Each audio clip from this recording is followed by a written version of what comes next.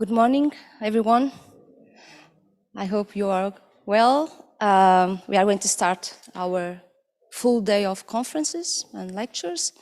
I need to say to you that it's mandatory to use the mask when we are inside the buildings in Portugal, but if you are not close enough to each other, you can take it. So be aware of that. Indoors, we have to use the masks. Tomorrow we are going to begin with a section with the topic temporary households, and we are starting now. We have two conferences online and two conferences in the room. Good morning to everyone that is at home also. So I'm going to present Julia Bisari and Anastaño. They are going to talk about landscapes, buildings, materials, and material culture between rural and urban spaces, first results from the study of Mont Fasce, settlements, Liguria, Italia, 17th century, 21st century. Thank you, 20 minutes. For Caterina, also to organize with Claudia and the other colleagues this very important and interesting conference. I don't know how to show the presentation because I see it. It is the other. Okay, perfect. Sorry, I don't know it. And I will just introduce our research, and then I will leave the word to Julia, who will explain and discuss in deep the research. And this is the outline of our presentation, and I will start with a question, a problem, and a question of forgotten memory, because we have in the city of Genoa, that if somebody don't know, is in northern Italy, in Ligurian Apennines, just below Milan.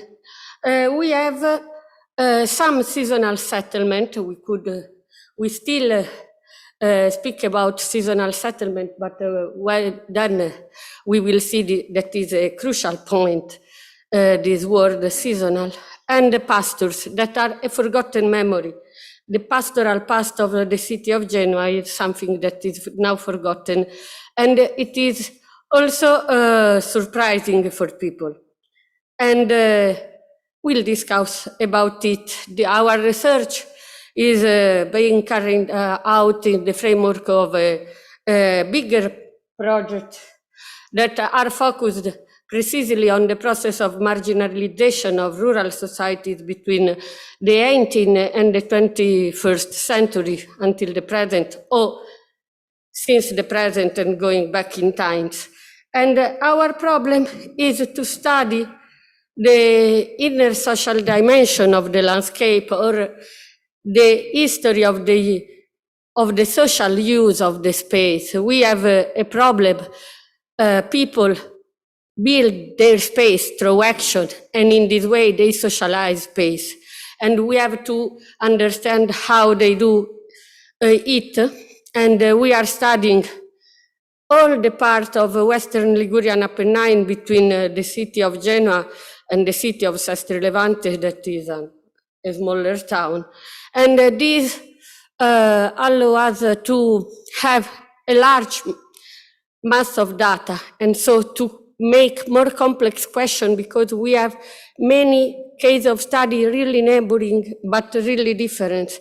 And going towards what we will speak about in our presentation, we are investigated the recent past of the pastoral use of these mountain slopes that are nearby the sea, because here we are on 500 meters above the sea, and if somebody knows Liguria, Cinque Terre, you know that mountain slopes are very, very close to the sea, as we will see in the next slide. And this use of the space is completely forgotten, together with the meaning of the artifacts. So we have some artifacts that through archaeology where we are interpreting in a different way of the past memories. This is the subject of the paper in the last Ruralia conference, so I will not discuss it, but this is just to introduce you in our research framework, that is a research framework with the heavy history of 40 years of research at the University of Genoa, where we are trying to cross, or still try to cross, fieldwork research together, archival research, with the perspective of social microhistory. So the need to deeply contextualize our research, reconstructing the local language and contextualize what we are studying with the way to interpret it by the people who build this kind of evidence we study through archaeology. And so we cross the research of Edoardo Grendi, Osvaldo Raggi, that are Osvaldo Raggi, who are microhistorians, with the historical geography of Diego Moreno, who started this research line. And then what we are doing in the last times, and this is precisely what I'm trying to do from 12 years, no, 15 years, is to investigate the jurisdictional dimension of practices, and so how archaeology could decipher not only what happened, but what were the way to appropriate the space, the language of possession that was so important in the use of the environmental resources, mainly in mountain areas where common lands were the most part and still are the most part of the mountain slopes. And so the shared use of resources, as these were collective space, was forced to continuously negotiate the use of the space, the access right to the land. And so through archaeology, it is possible to investigate how it occurred and why it is important, because in this way, we could not only understand what people do in the past, but also in which were the social relationship that were on the basis of the use of pastures, the mixed use of pastures and temporary cultivation, and so on. And this is the focus of our present research project that is on the marginalization of mountain society from the perspective of the archaeology of sharing practice. Coming back quickly to our research topic of this day, we are very, very close to Genoa, in a place that now is a natural place. It is an area under naturalistic protection, and nobody remember that until the 19th century, until the late 19th century, these were common lands.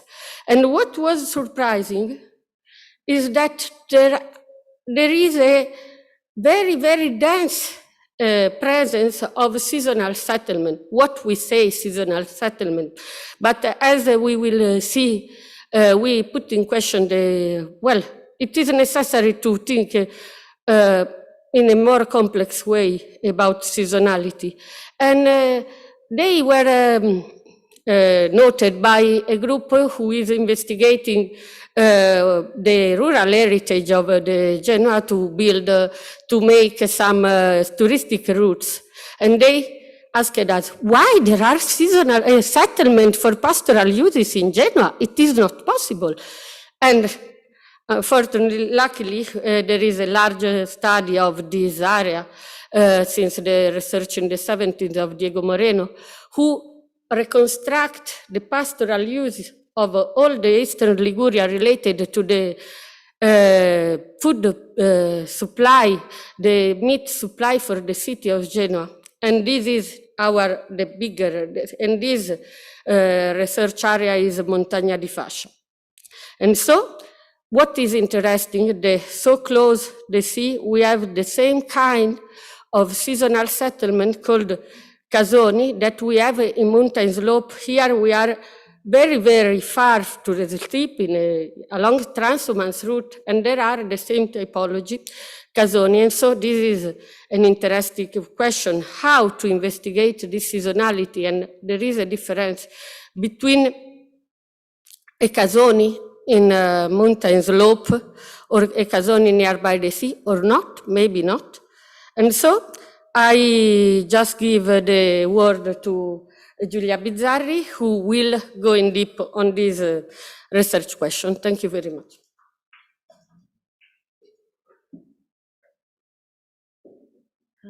Thank you, Anna. So, of course, so basically how my research started, and I mean, I've just started last year working on this. It has to do with rural space, building materials, and social relationships.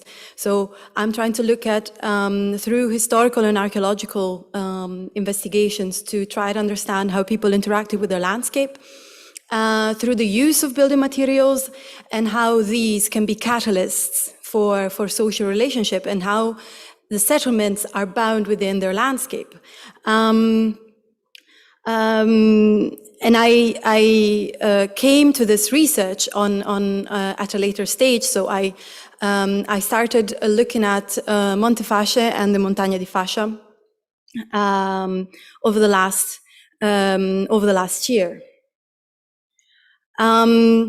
After the local group, the association told us about the settlements, and we went on tiny surveys with them together. We decided to carry out environmental, archaeological, and historical ecological surveys. So we tried to really tackle the complexity of the Montagna di Fascia rather than just sticking to maybe 1-2 settlements, and to try and really look at the broader landscape in this case. So try to move between the city of Genova, and we stopped about the city of Recco, which is to the east. And so we looked at the area, the mountainous area above these cities. What we did is we had, it was a team of archaeologists and students, of course, but also of archaeobotanics, and we went and looked at vegetational cover as well.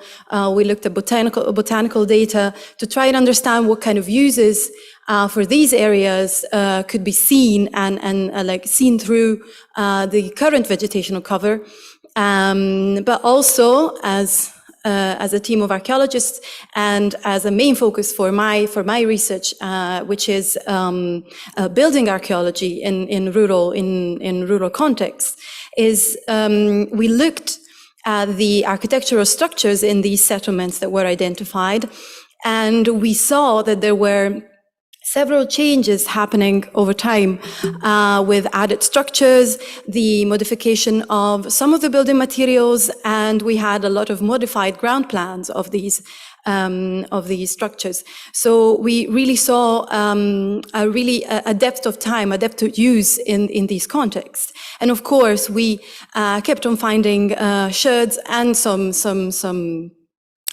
vessels, some modern to late modern pottery on the area as well.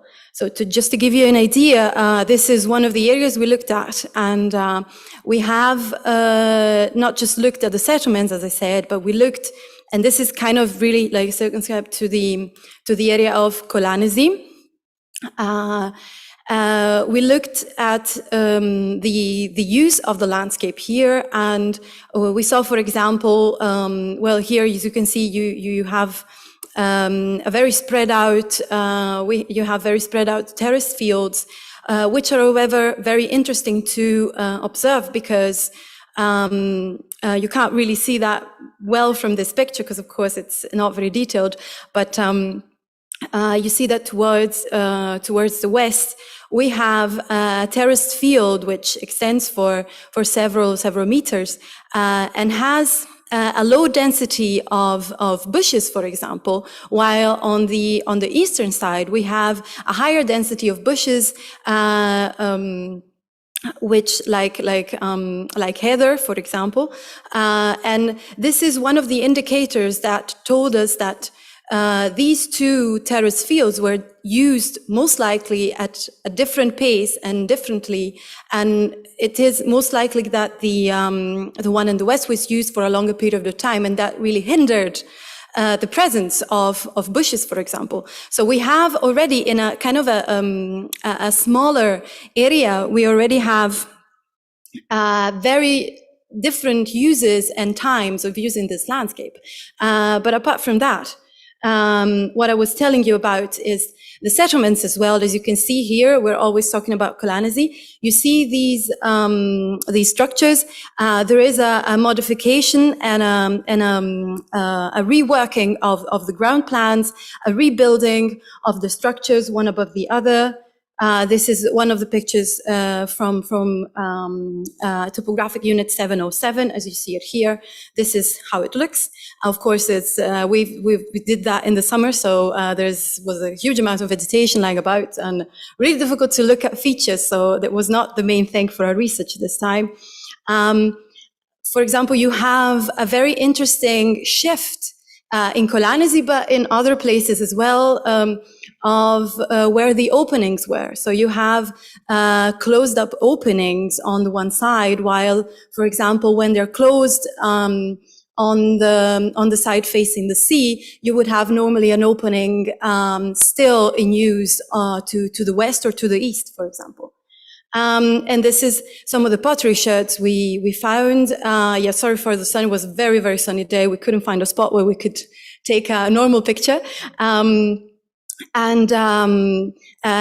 These are mostly modern to late modern pottery sherds that we found onto the place, and which speak for a very tight connection to the household environment of these areas. This is another example from Colanizi. You see, there's also a building added up onto the west, which faces a completely different direction. So we have a very diverse use and very different use of these areas. For another one of the settlements we were looking at, which is Orsiggia, which you saw at the very beginning, one of the maps that Anna showed. This has a much of a lesser extension, both of the of terrace fields which are there, and also of the constructed settlements of the architectural structures. But you see, even here in the one building, you have a shift. You have a closed opening. You can't see it really well, but I swear it's there. And on the front side, you would have the opening, which is now in use, for example. But also inside of the structure, we also found, for example, this catino maculato, which is a late modern pottery exemplar, for example. What very interesting also, because we're looking at the whole landscape in this case, is the fact that Orsiggia also had very much nearby by this stream that goes by it, a chestnut tree grove with more like several exemplars that are several hundred years old. So we have a very long use of the landscape in the area and very diversified. How are we looking at these things? Of course, through field work, as you've seen through some of the results from the surveys, but we look at historical cartography and try to see how these places, these settlements and their relationship between them changed over time across different sources. Just like this one, this is from the first half of the 19th century. We already have some of the settlements I'm talking about mentioned in here, some with toponyms, some are not characterized by a toponym, but you can really see, I'm sorry it's so tiny, but I had to show the whole thing. But you also have, for example, on this map, you have the relationship between the settlements, which is mostly characterized by these paths. That some of them are still used today and identifiable to this day. We're looking at administration and finance documentation of the 19th century comuni, so the smaller communities that had common lands in this area, which of course were then integrated into Genova's comuni, so they're now under the city of Genova.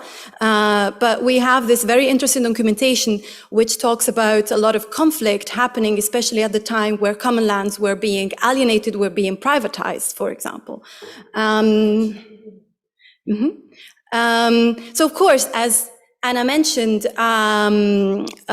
most of the structures, if we look at the settlements, at the architectural structures, we have a similarity to Casoni. We have Casoni, which is this kind of structure that is usually linked to the establishment of, for example, the Monticazione system, so the bringing cattle to summer pastures over months during the year. But Casoni, as well, as Anna already mentioned, have a history of being studied as contexts that can shift and really are really tightly connected to change in system between 18th and 19th centuries. And of course, in some cases, we've also seen some shifting context from what we would call a seasonal settlement turning into a permanent settlement. So is seasonal versus permanent a limiting definition in this case? It might be, because as I've already said, we have various phases of uses, a reworking of the settlement, we have added structures, a reinvented ground plan. We have various uses of the landscape as well over different periods of time. So we've seen that one of the terrace fields was used for a longer period of time while the other one wasn't. So how does this change affect how people interacted with their settlements and their environment as well? And we have also pottery that shows us that the connection between household equipment and like a permanent household equipment and a seasonal household equipment is actually a lot tighter than we might think. We have plenty of practices that we can identify on this landscape, and that, of course, means we have several social connections happening on this area. We have here a map about a conflict on the common lands happening throughout the 19th century. So it's taken several decades for Quarto and Apparizione, who are two comuni, to try to find a solution to this problem on the common lands, which I can talk about if you have any questions later on. But basically, these practices and what we are trying to look at, how do practices create and recreate a sense of locality in this sense? Can we talk about, in this case, about a fragmented settlement, polycentric, like also Angelo Torres says in his book about places?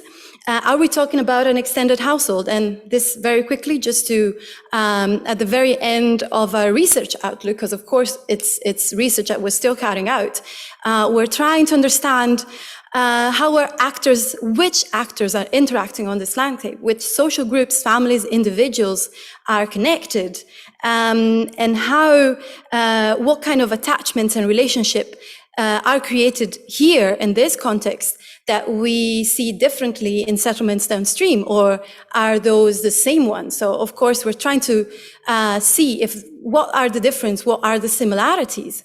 But also, if we're looking at material culture within and around the settlements, and I'm including into the goods also the building materials, because those are a very important part of the household as well, and how we as humans interact with it. So observing changes in material culture, but changes in building materials too, because of their technological significance and social role that they might have as catalysts between people as interactions. this is basically how we are trying to look at this research and trying to tackle the study of these settlements. This short references, and thank you very much, and sorry if I was a bit too long.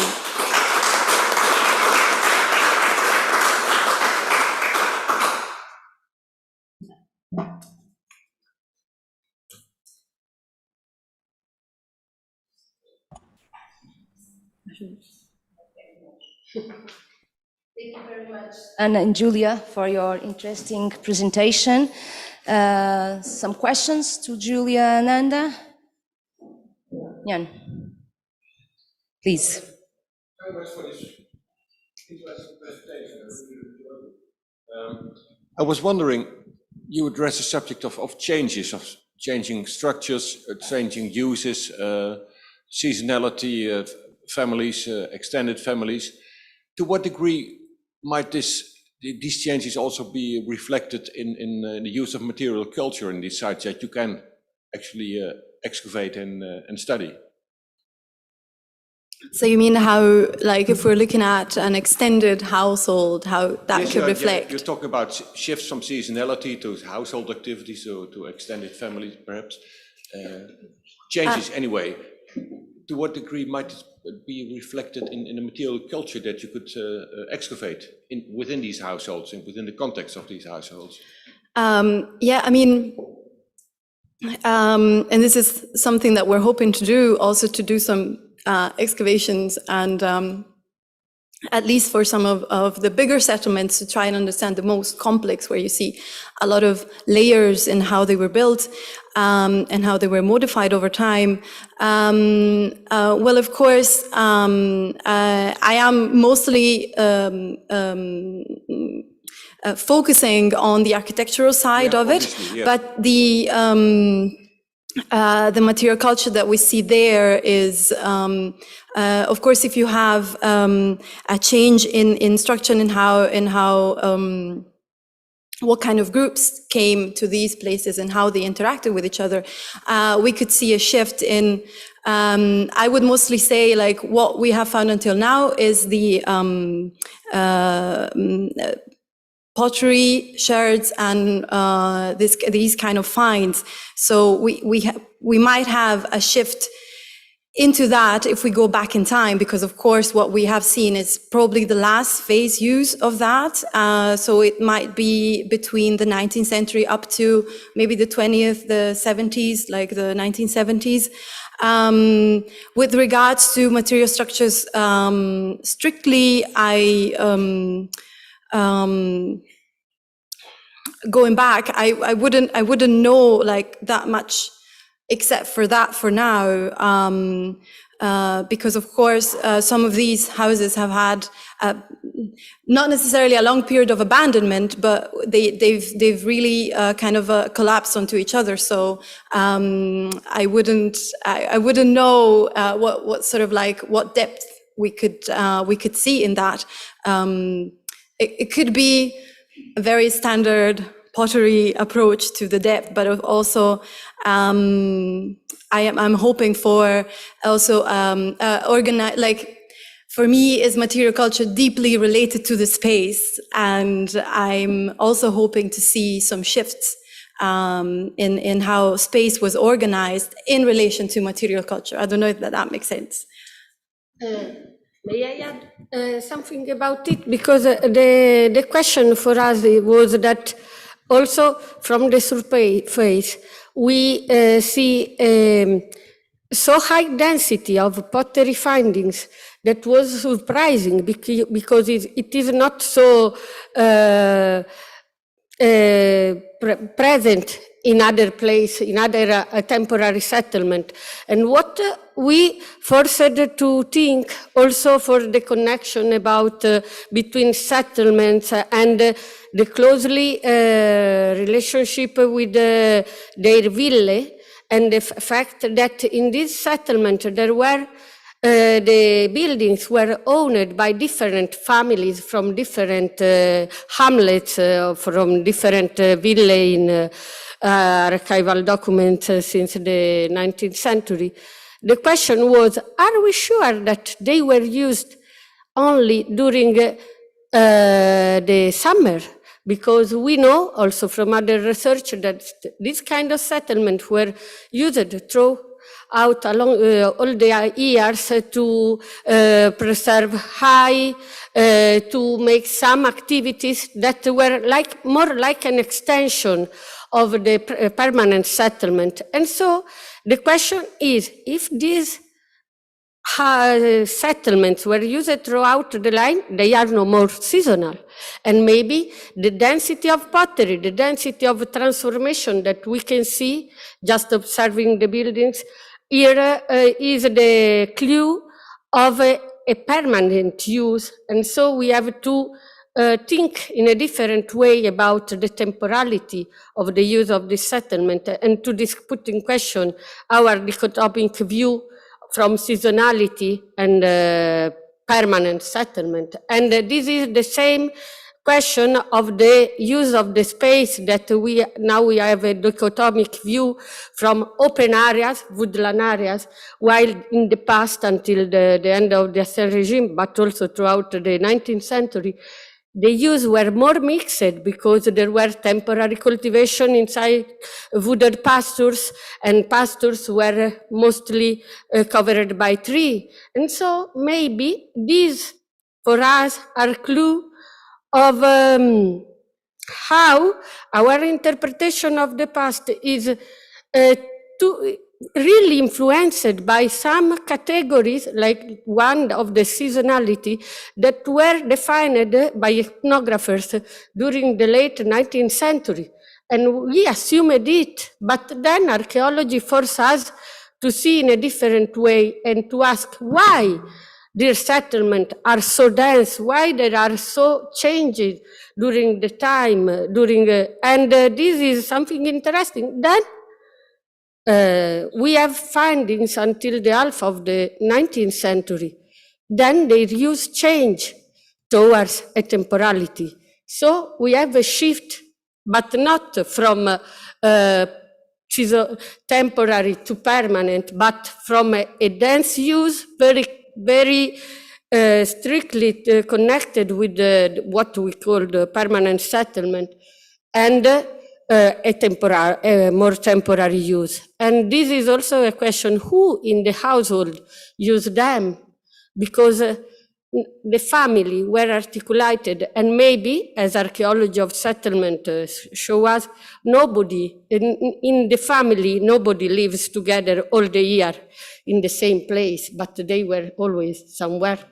And so this is interesting, and we are arriving to these changes from a permanent residence and a mononuclear family that we live now in a more complex articulation of the family and or of his cycle of life, something like this.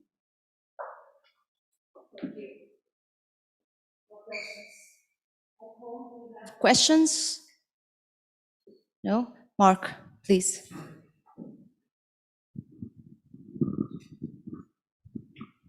Thank you. Could I ask, or could I set my question to Julia in a broader context? The Irish scholar Eugene Costello, in talking about Irish temporary settlements, has pointed out how the form of those seems to imitate or very closely be modelled upon the permanent settlements. And I take the points that Anna has made, that the distinction between permanent and temporary may not be as hard and fast. Nevertheless, he has argued that the temporary settlements then are essentially, miniaturized forms of the permanent settlements. You have a very interesting problem, or interesting source of evidence, because you are seeing a transition between temporary to permanent, and you can then see how they are modified. Can you develop this idea? Are you able to develop the idea of the temporary settlements being a miniaturized version of permanent settlements? Yeah, I find that a really interesting idea, and certainly, of course, we're trying to move beyond the two terms, but those are the terms we have, and this is very important that we use it and we own it in a way that we have those. Yes, of course. I mean, that's also part of what we have already as a preliminary set of data, is the fact that these settlements in their structure become more complex. I mean, you have added structures, you have, for some of the cases in Colanazi, you have not just like superimposed levels of use, but also added on levels of use. So of course, it could be seen as these areas becoming more complexified in the organization. It might also just be related to the fact that these areas then are privatized in the late 19th century. And the problem is, how do we interact when we are supposed to divide also not just the landscape, the land, but also the settlements as well, because it used to be used it was used for by larger groups of people. So of course we always have, I would certainly also look at that in this direction. I would certainly look at that as kind of like a transformation, going from maybe something smaller and more simpler to something more complex. But I would also try to see what conflicts and what discussions or what kind of accordance was at play in modifying these spaces. It might also be that it's just another way of organizing the space and not necessarily a more complex one. I don't know if that. So I'm probably just going back and forth between what we would see in these contexts, which is a simpler context, and trying not to take it for granted in a way. So I hope that was what you meant. Thank you. More questions? If not, we go online and we go to the lecture of Marie Udgar. Sorry, Marie, I don't know how to pronounce your name. And Kjell Lofsgarden. That they are talking about household goods for winter travel in Scandinavia. Are they there? Yes, I'm here. Can you see me and hear the presentation? No, hear me, see the presentation? Yes. Yeah, okay, good. I'll start. So we'll move a bit further up into Scandinavia now, and I will talk about household goods for winter travel and games in Scandinavia. And I will present this paper on behalf of Kjetil and myself. So in this paper, we will shed a new light on winter activities. Our point of departure is household goods related to medieval and early modern winter transportation in Scandinavia. For winter transportation, you use skis, on ice skates, sleighs, as well as snowshoes and ice cliffs, both for people and horses. And this was an essential part of the household.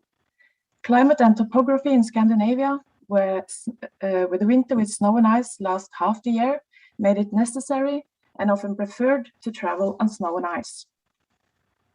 There were few towns in medieval Norway and Sweden, and the few and relatively small towns are mostly located along the coast. They were not hamlets, as is known from Denmark and further south either, so people lived on farms scattered throughout the landscape. But no one lived in isolation. There were extensive trade and communication between farms, valleys, and regions. So the eastern part of Norway have long, cold winters. It means frozen rivers and lakes, and a layer of snow, which often lasts from November to April. And this dictated how travel and communication was done, and made household goods for winter travel a necessity for life in rural areas.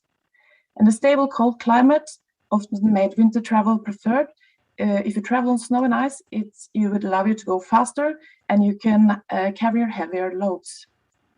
Despite this prevalence, communication and transportation on snow and ice have yet to receive much attention in historical research.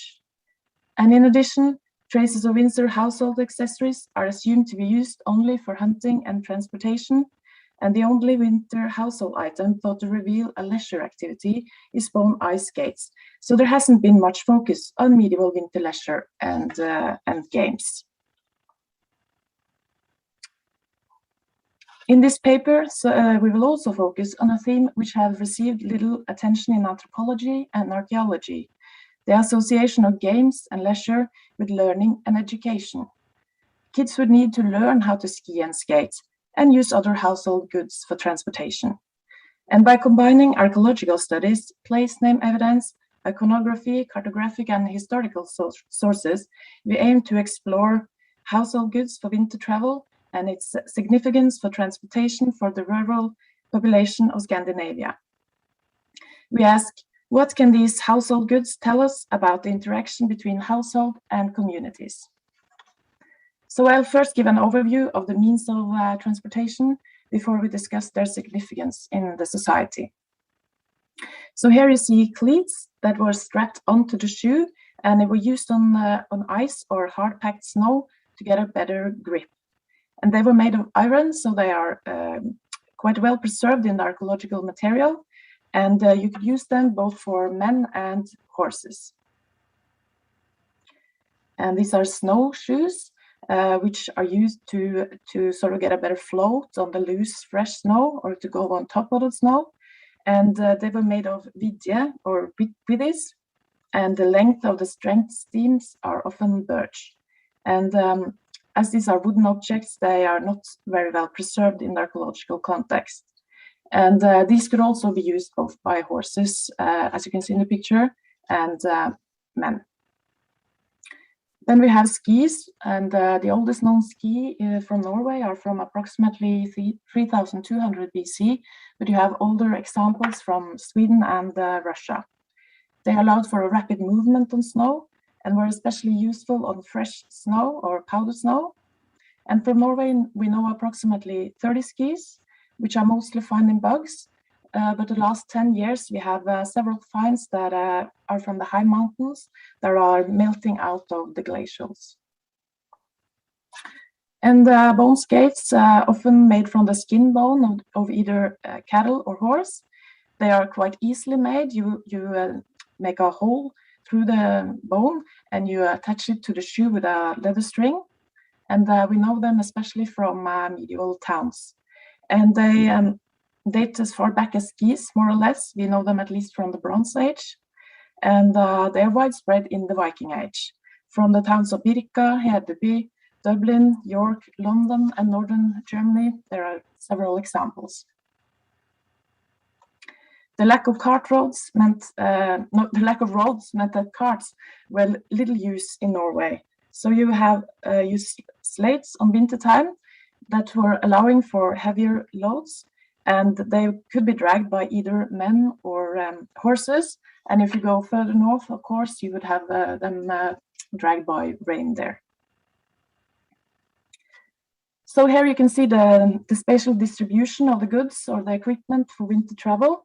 So we have 241 cleats for both men and horses that are mostly found in furnished drays and as stray finds. We have 393 bone skates. So they are mostly from excavated medieval urban areas, but that is due to conservation conditions for preservation. So we have 26 skis. They are, as I said, mostly from bogs and high alpine areas. And we have 56 sleighs or part of sleds, and they are mostly found in burial context. And as you can see, the distribution for the household objects corresponds, not surprisingly, with the areas of Eastern Norway where we have long, cold winters. The significance of travel is also reflected in the Norse mythology. The god most associated with snow and skiing is the god Ulr, and the spatial distribution of farm names based on Ulr aligns more or less with the distribution of household goods for winter travel. So the winter, it was the time for travel and trade. And the importance of winter travel in inland Norway and Sweden cannot be overstated. It was important for the communication between farms and settlements and for the transportation of goods. So you had the famous markets that were held during the winter. You have the Grundset market, which is actually from the town where I'm from. And you have Røros in further north, and Levanger in mid-Norway and in the top of the map there, and Frösön in Sweden. And people from many parts of Norway and Sweden, they would transport their goods to these markets to sell and buy and barter. And the areas of inner Norway and Sweden, they have waste areas of forest where there are a lot of outfield resources such as fur and iron that the farmers would sell at these markets. And with the cold, it was practical to use fur in the wintertime. And the fur trade was extensive. And several of these traditions are long-lived and still alive today, as you can see from Grundset there in 1969. And the people on the slate there, when I was growing up, the people who still use fur coats and hats such as that during the winter. And in addition, these inner parts of Norway and other rural areas in Norway are famous for another thing, which is the sale of alcohol or moonshine. And with the drinking, you would get fighting, of course. And the farmers from the rich agricultural areas around the Lake Mjøsa that you can see in the map picture there, they had a surplus of grain, and they would make moonshine with simple instruments. And some of this trade was illegal because the merchants, they did not have the privileges. And what they would do is that they would just stay on the frozen rivers and lakes outside the markets and sell their illegal goods and alcohol there. And in Røros, in eastern Norway, there was, which was a mining market site, the inhabitants was dependent on buying grain. And in historical times, the lastkjørere, or the load drivers, would transport commodities over frozen rivers and lakes, and they would ride for several days before reaching the market site. So this is just one example of the extensive connection between rural areas of inner Norway and Sweden, and the importance of this trade. So it connected, the whole of the inner Norway and Sweden. However, we wonder if the household goods were also used for wintertime leisure. When we were reading a research article related in preparation for this talk, we got an impression of a conception that wintertime communication and transportation was just a necessary means to an end. Just transportation for goods or allow for wintertime hunting and trapping. And although we acknowledge that this was most likely the most important part, we would argue that wintertime leisure activities have been downplayed. Much of the hard work at a farm was done during the snow-free months, and there were more spare time during winter where the farmers were not occupied with haymaking and agriculture. And given what we know of past social interaction and the human disposition, we believe that games and leisure was an integral winter activity in Scandinavia. In pre-technological societies, there are no precise separation between work and relaxation. Instead, work is customarily done when available or necessary, and is often infused with rites and customs that lend in a variety and pleasure. And work is often infused with ritual that is regarded as essential to the success of the harvesting, or to the building, or to the hunting expedition. And the ritual may involve prayer, sacrifice, dance, or feasting, which does become part of the world of work. And with the term enculturation, we would like to explore this a bit further. So enculturation, it describes the process by which an individual learns the cultural requirements and socially acceptable values of a society in order to identify with and fulfill the roles required of them. And play is an important part of the enculturation process. It allows children not only to interact with and comprehend the adult world, but also to form subcultures that encode their own rules, biases, and social norms, and to transmit these to other children. And through play, children learn about the roles that they would eventually fulfill as adults. The formative years of childhood represents an important stage in the enculturation process. While enculturation is to some extent an unconscious process, it is also reflective and innovative. So enculturation, it takes place at multiple social levels, such as the household, the peer group, the community, and it serves to influence an individual's perception of the self, including ethnic identity and language, ideological beliefs, and attitudes toward concepts such as gender. Enculturation is often equated with socialization, a term used to describe how an individual is shaped to maintain relationships with and become accepted by a society or a group.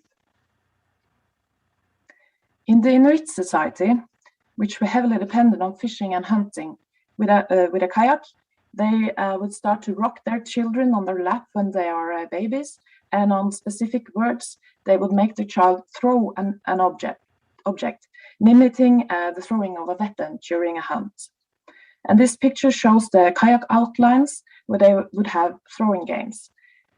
And these practices involve special types of physical fitness, technical ability, social relationships, and extensive environmental knowledge. And we believe processes of enculturation will also have played a part relating to winter household goods in Scandinavia. In the 12th century, the clergyman William Fitzstephen described how kids were outside the city walls of Canterbury during the winter. He describes how kids are skating on bones, gates, and iron shod poles to propel them. He tells how fast they were skating, as swift as a bird in a flight. He also describes how sudden the playful skating can turn more violent. He continues and describes how this could result in broken arms and legs, and that the fight mimics battles. A more direct mimicking of battles is snowball fights. This is described by Olav Magnus in his A Description of the Northern People, printed in 1555. Magnus gives a detailed account of how the youth of Scandinavia loved snowball fights. They made elaborate fortresses of snow and ice and divided themselves into two teams, attackers and defenders. And the only allowed weapons were snowballs. The punishment for spiking the snowball with iron or stone was to be plunged in freezing water naked. However, Magnus also notes that the fights often ended with fist fights. And in his mid-16th century account, he also described different kinds of races that took place in the wintertime. For instance, horse racing, and you can see in the illustration the cleats on the hoofs of the horses here. And he also describes racing with skis or skates. And through these activities, kids would learn skills related to travel and hunting, but also how to interact with other people. In archaeological and historical accounts of transport and communication, women are often sorely missing. There is no reason to assume that women did not take part in skiing, skating, or other types of winter travel and games. As you can see from this 15th century illustration, you can see the fall of St. Ludwina in an ice skating incident. And the best preserved Viking Age burial we have, the Oseberg burial, which is the burial of two women, which is, the grave is obviously mostly known for its Viking ship, but it's also a burial with 3 slates in it. And although women may not have taken part in the violent games of men, we might assume that they were one of the important reasons why they took place. In the words of the archaeologist Leszek Gardela, through the display of physical strength and other masculine qualities, men always wanted to impress them. So in this paper, we have sought to investigate what winter household goods can tell us about economic activities and structures of social organization among household members and the interaction between households and communities in Scandinavia. The importance of winter travel in England, Norway, and Sweden was crucial for communication between farms and settlements and for the transportation of goods. Winter travel allowed for heavier goods to be traveled at a time. With parts of Scandinavia being covered in snow and ice half the year, the winters could be harsh, and one had to have environmental knowledge and learn physical fitness and technical abilities of how to travel safe in the winter. You needed to know if the ice was safe for travel, the dangers related to storms and snowslides, and how different types of snow needed different equipment. Games was substantial and situated learning of skills related to travel, hunting, and relations to other household members, and how to interact with other people. Through playing games, processes of enculturation and socialization played an important part in learning these skills at an early age. Playing with toy hunting weapons, learning to master how to ride and skate, and participating in physically challenging games would have served to introduce children to the social ideals and norms of the society, while conditioning them for the hardship of life in the Scandinavian agrarian society and winter travels. Thank you.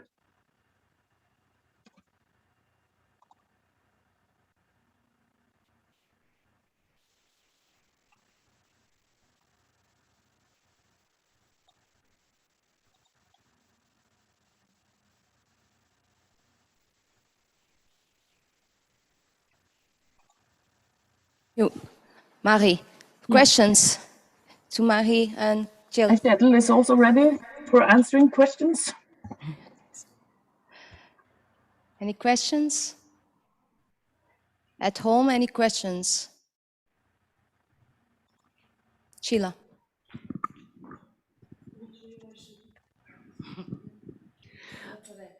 Yes, my question is connected to the route network in winter. I mean, is there any significant difference between the route network people use in the winter time, using other kind of way of transportations than in the summer when they used, I don't know, horses, carriages?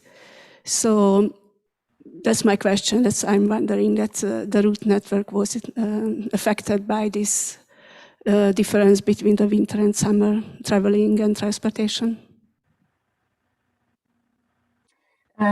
Yes, they would use the frozen rivers and lakes during the winter, but of course they could also use this lakes for travel by boat in the summer. So in a way, it was sort of the same network, but in addition, you would have other types of road that you can use during the summer. It was more efficient, perhaps, to use during winter. There was not many roads at all in Norway before the 18th century. Kjetil, you want to add something? No, that's So yeah, as Marie said, there are no roads in Norway more or less until the 19th century, and that means that cart wheels was not an option. So it was either by foot or using horses, and in the summer, of course, it was pack horses. In the winter, it could be sleighs on the horses. But another thing is that you have some mountain passes in Norway which is not suitable for winter transportation, so they were not used. Like the mountain plateau, the large mountain plateau of Hardangervidda was not used for winter transportation, or not that much, because of the danger of crossing the mountain. But in more eastern parts, the winter climate was more stable and was more suited for winter travel. Yeah. Questions? No? Okay, so we are going to the next lecture. Adam Patkai, is that Adam there? Is online too? Yes, I'm here. Yes, I'm here. Okay, hello Adam, welcome. Adam will talk about households in settlement dealing with large animal husbandry from the 10th century in the West Hungary. Thank you, Adam. 20 minutes, please. Thank you very much, and thank you, first of all, for the opportunity to have this lecture online. In my lecture, I would like to speak about the characteristics of the early Arpadian houses and their environments in Hungary. I have an own example from my excavation in 2019, and we are now in the Carpathian Basin in Western Hungary, the southern part of the Little Hungarian plan. It has a thin layer of humus, and the subsoil is clayey and sandy. This plain was occupied by the Hungarians about 900. The investigation of medieval settlements began much later than the other cemeteries. The systematic investigation of medieval villages and rural settlements, including the ones from the 10th to 11th centuries, was begun in the 1950s. The growing number of investigated sites allows the reconstruction of the internal layout of these rural settlements, as well of their houses and other buildings, the setting of the everyday life of the ancient Hungarians. But first, written sources. The laws of Hungarian kings Ladislaus I and King Koloman from the end of the 11th century mentioned that villages were frequently set fire. This is supported in the 12th century by the travelogue of Otto, the Bishop of Rising, and by the description of Rogerius in the 13th century. This proved that use of wood or other flammable... Adam, sorry, we do not see your presentation. Should we? Or do you have no presentation? I have. Sorry to interrupt you.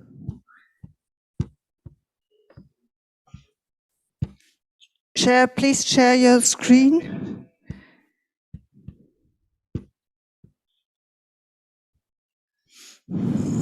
Yes, that looks better. Thank you.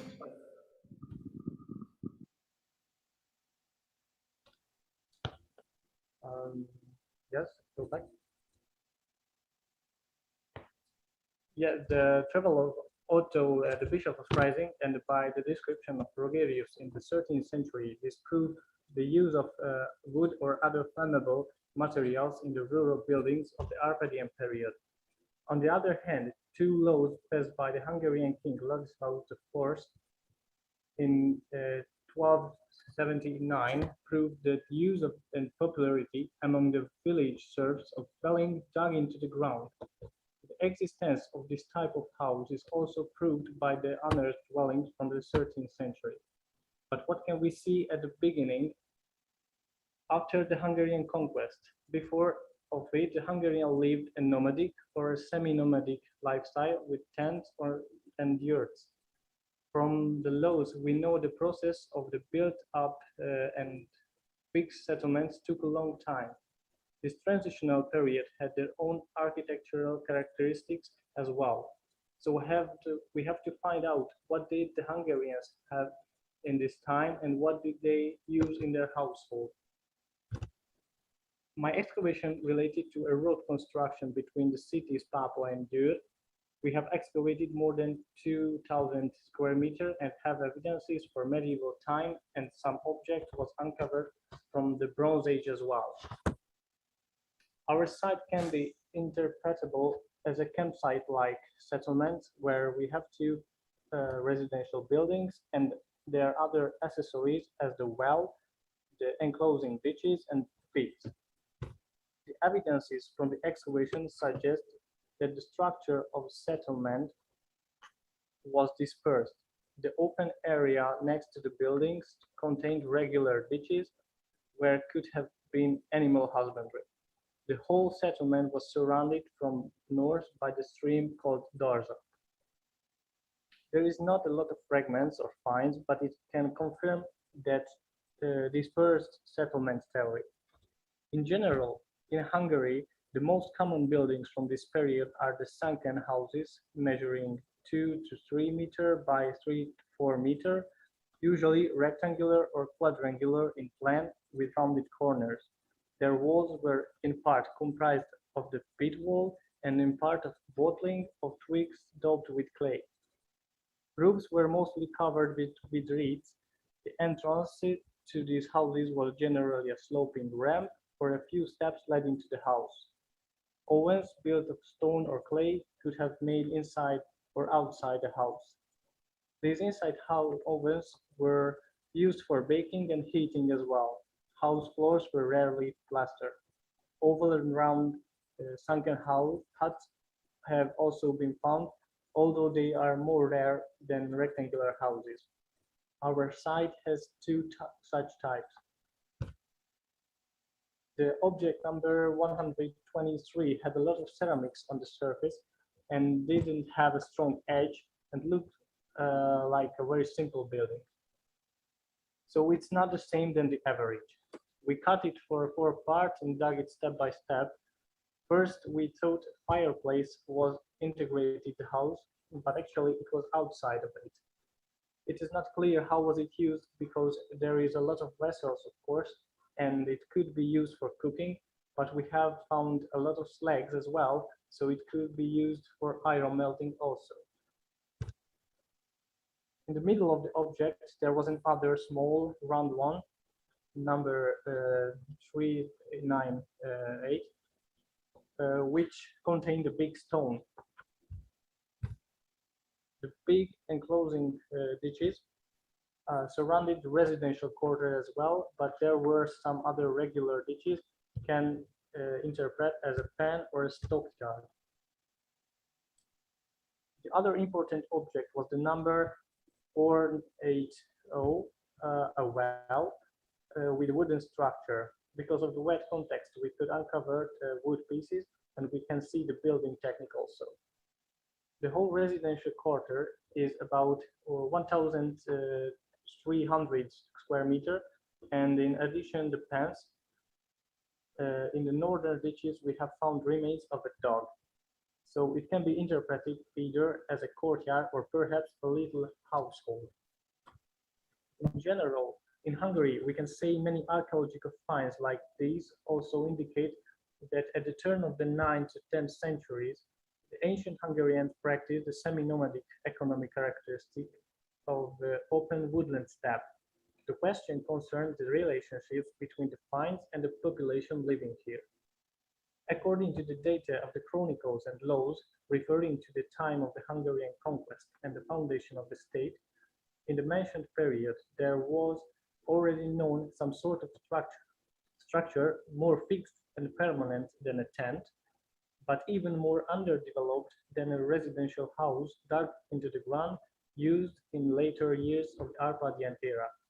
This transitional building corresponded to the economic and social life of this time. I think this is what we have found. In Hungary, the last few decades, the round-shaped houses are already known, but they have at least 4 variations according to Miklós Takács, who excavated this round-shaped house in Wintertime, and in his publication, he mentioned 12 other archaeological sites where are these kind of houses. A few kilometers away in the town Papa, there was an excavation led by Gábor Ilon in 1995 and 1996, uncovered a settlement dated to the same period, but it had the average style buildings. However, the settlements had other structure. At least 8 houses were excavated, and these formed roughly in 2 rows. Their longitudinal axis is oriented in the direction of the hill axis, parallel to the flow of the stream with the name Tapolca. The location was apparently influenced by topographic conditions and the prevailing wind conditions. The finds from the 10th to 11th centuries settlements are dominated by pottery wares and their fragments. Clay was tempered with sand or small pebbles, and the potters fired to the vessels to a gray or red color. The vessels were shaped on a slow wheel. Clay's coils were built up into the desired vessel form while slowly turning the potter's wheel. Most of the vessels made using this technique have asymmetrical body. They were ornamented with incised bundles of straight or wavy lines produced using toothed comb-like tool. Various signs can be often be observed on the base of the vessels. These were either potter's marks or perhaps signs endowed with a magical meaning. Their product included pots in various sizes, cauldrons, flasks, bowls, large storage jars, and spindle wheels for spinning. After decounting the ceramic pieces from our hut, we could notice that the most of it belonged to pots and clay cauldrons. It is not surprising based on the data described above. But in one single hut, we have fragments from 17 different cauldrons. The most of the pots are small pieces. It means it is not higher than 15 centimeter, so-called mugs. All of these pieces are decorated with the mentioned straight or wavy lines, and a few have fingertip impressed. We have a small important fragment of a vessel with ribbed neck, because with the early type cauldron, it is the best pair of finds from the 10th to 11th centuries settlements. They were brought to the Carpathian Basin from the earlier eastern homeland, and these are the most characteristic species. In addition, we have a grinding stone, whetstone, 2 spindleweight, and 2 bowls, and some unidentifiable iron find. All in all, in this hut we have found 213 fragments of vessels. An interesting find was an arrowhead from this hut, and not far from here we have found a coin from Italy from the middle of the 10th century, belonged to the Italian king Lothar or Hugo. It was drilled through in 3 places, so it have been worn on clothes. Due to these few early pieces, the coin from Italy, it shows that this place or settlement was used by Hungarians who could have participated in the military expedition in Western Europe. We can have a look on the remains of the animal from the building. Due to the fragmentation of the finds, we can roughly determine what species the bones belong to. We have remains of pigs, cattle or horse, goat or sheep, and some other small ruminants. But what is more important, almost every species have evidences that they were for human consumption, like burning, cutting, or chewing. From the cemeteries of this time, we know a lot of jewelry and rare items, and we know the gold and silver used for creation came from the beauty from the military expeditions.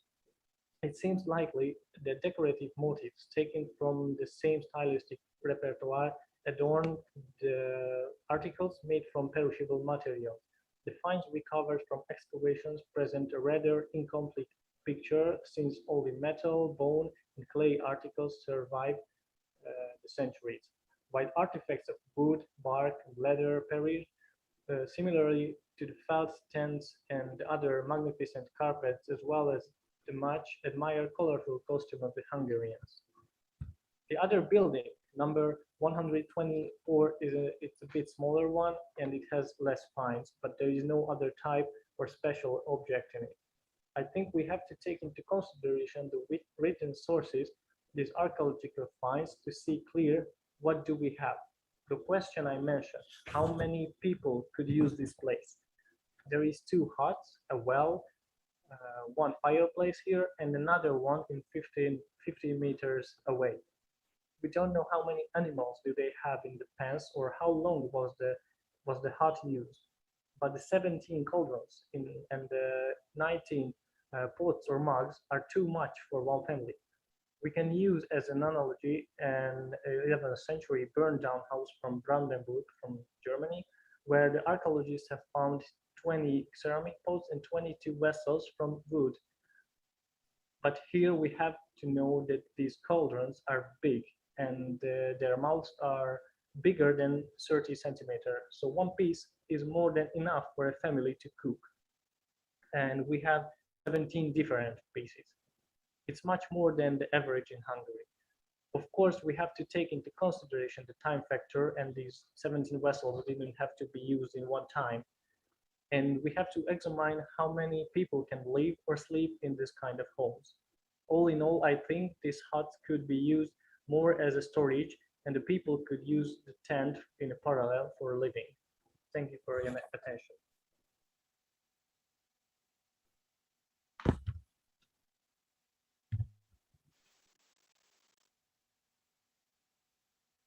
Thank you, Adam. Some questions for Adam? You are very quiet this morning. Yes, Neil, please. You need the microphone, Neil. Thank you, Adam. A quick question. The transport of vessels between houses over time, if you have one house with 17 vessels and it's perhaps moving over, the contents are moving between one house and another over time, have you given any thought to perhaps the construction of these vessels? Does it take place off-site or does it take place within the community? And I'm just thinking of the fragility of the ceramic, and there's such large quantities of it. I think it's the problem that we don't have a place to make these potters or pots. So every piece has then secondary burning and so on. So they used these goods here, and the other places and settlements from here are a few kilometers from here. So maybe they could transport it or use it as a trade, but we don't know anything about this moving. So it's looked like this settlement, it's a complex place. So we think that that everything was used here, but we don't know exactly how.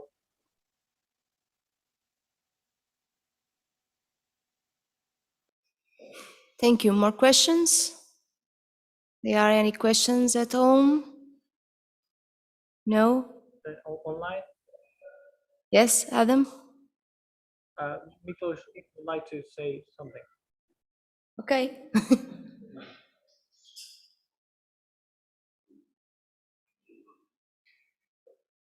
Okay, Adam. It's not Adam? Please, Nicholas. I can see you.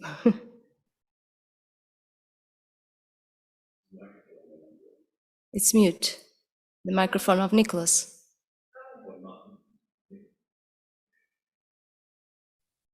Nicholas? Are you there?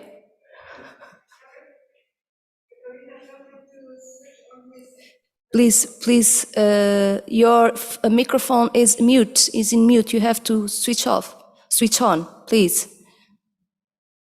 We can't hear you.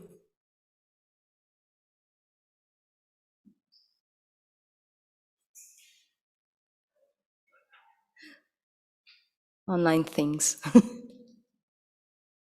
No? Nothing at all? Are you seeing Nicholas? Yes, you are seeing me, but you don't hear me. Do you hear me now?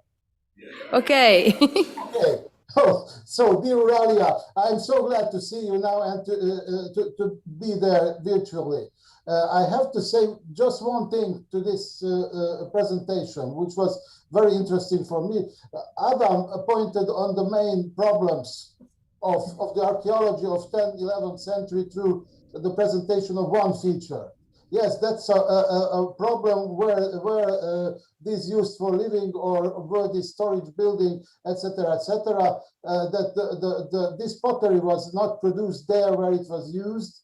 And you should know that you have realized that the real novelty is the number 17.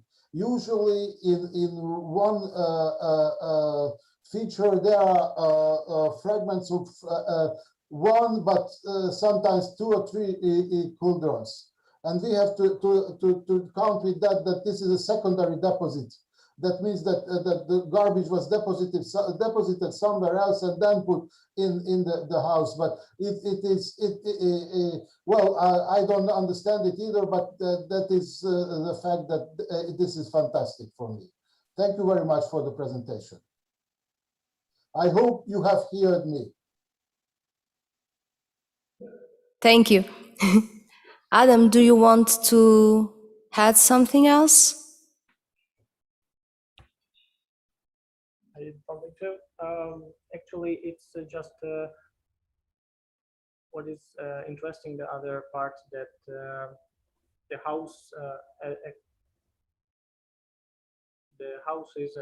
has then a bit special form, and with the coin with the 17 cauldrons. So yeah, it's a bit different than the other. Maybe that's the other main question, that how can we pass it to the historical meaning at the moment, and the scientific parts of the Hungarian investigations. So thank you very much. Thank you, Adam. So no more questions. So we are going to the last lecture of this, not this morning, before our coffee break. Sarah Pratt and Fabian Cuesta Gomes will talk about My House, My Rules, an archaeological analysis of peasant agency in early medieval domestic contexts from Central East Portugal.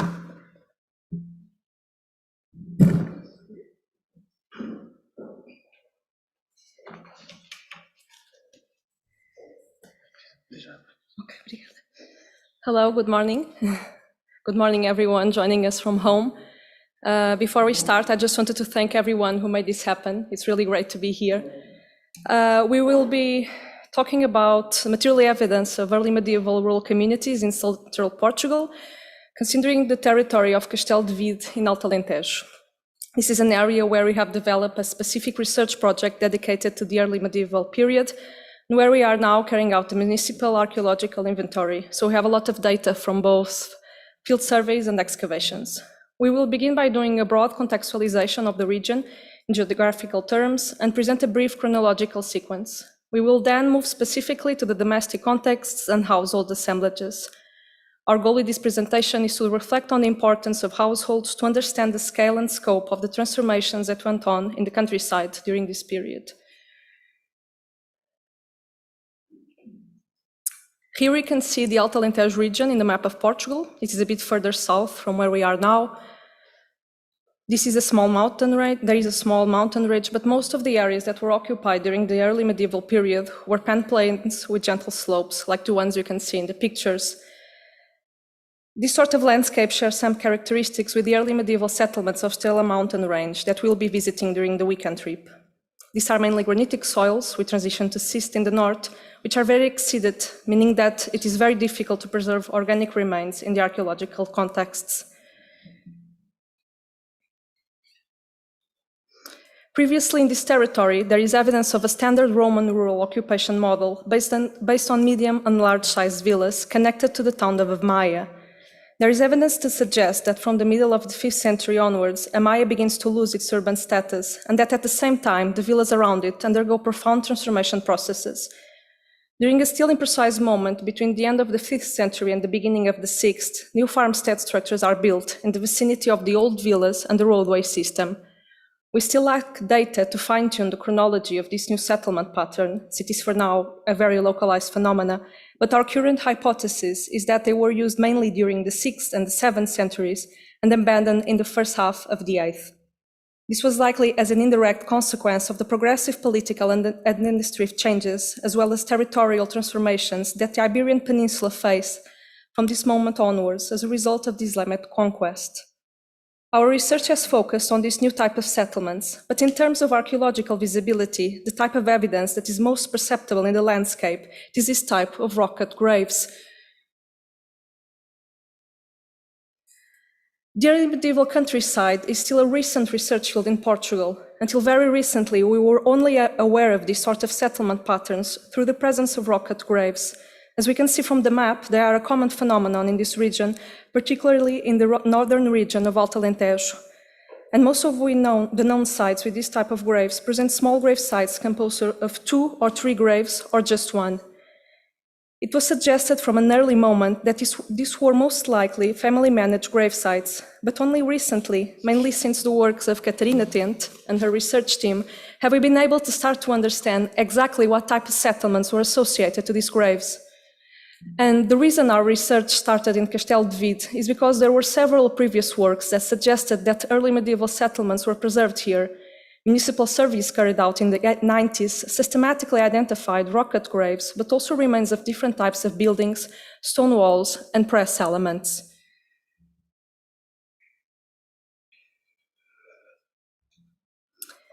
There were some results from previous excavations, but they lacked clear stratigraphic sequences, or had been carried out mainly in schist graves.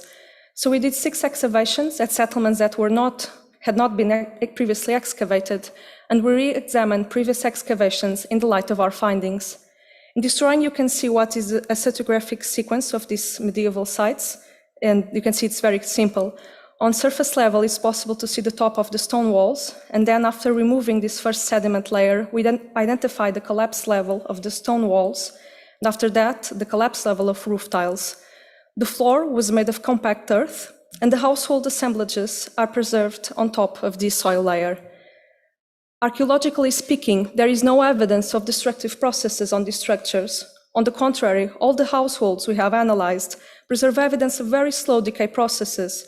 And in terms of household assemblages, it seems that they were abandoned with many of the day-to-day objects still inside.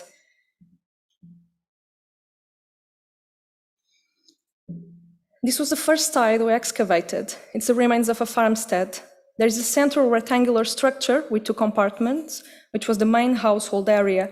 Then there are these 2 circular outside walls that enclose the outer areas that could function both as cattle pens and enclosures associated to the farm. Here you can also see how close to the house the rock-cut grave is. And on the inside, we have remains of domestic pottery, a fireplace, and work areas.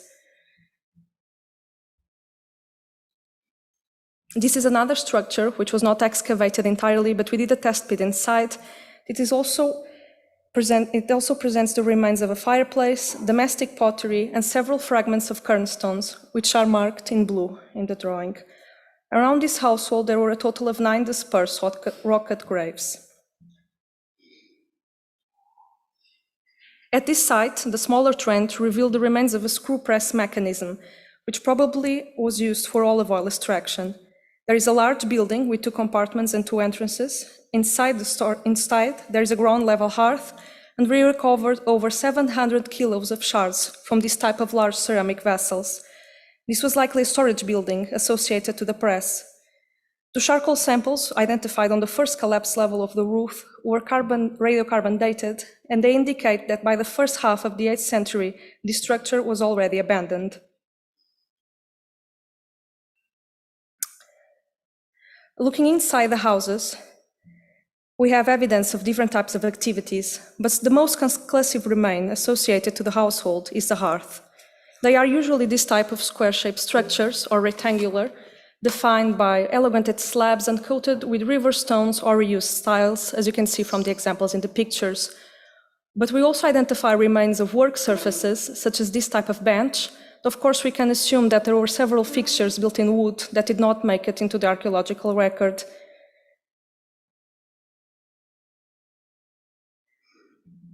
Inside all of the early medieval households we have excavated, we identified remains of this also. Sorry, I missed the slide.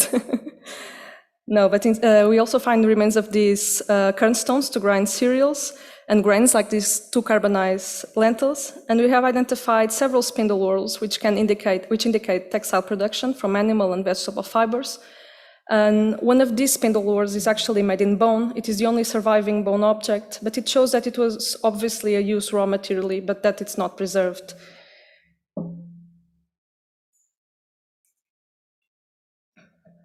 But the most abundant and informative find we have from inside the households are the pottery assemblages. There is a whole range of these things we can say about consumption patterns based on this type of forms representative. There are 3 main types of vessels for storage, cooking, and tableware. But the pottery production is very heterogeneous, both in terms of formal variety and the technical aspects of the production. The use of the potter wheel is very limited, and most vessels were likely fired in simple structures, such as open fires or pits.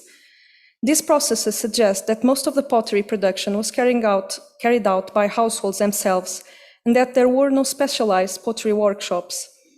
The exception to this, however, would be the large storage vessels and the roof tiles, which are more technically demanding.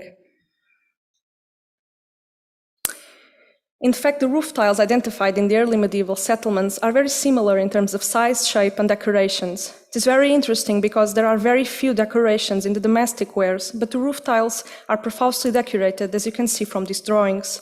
The fact that all the analyzed settlements present very similar roof tiles in terms of size, shape, and production techniques suggests that there was a possible regional production and distribution of these building materials. There is also evidence to suggest that some limited iron work was carried out on these peasant settlements.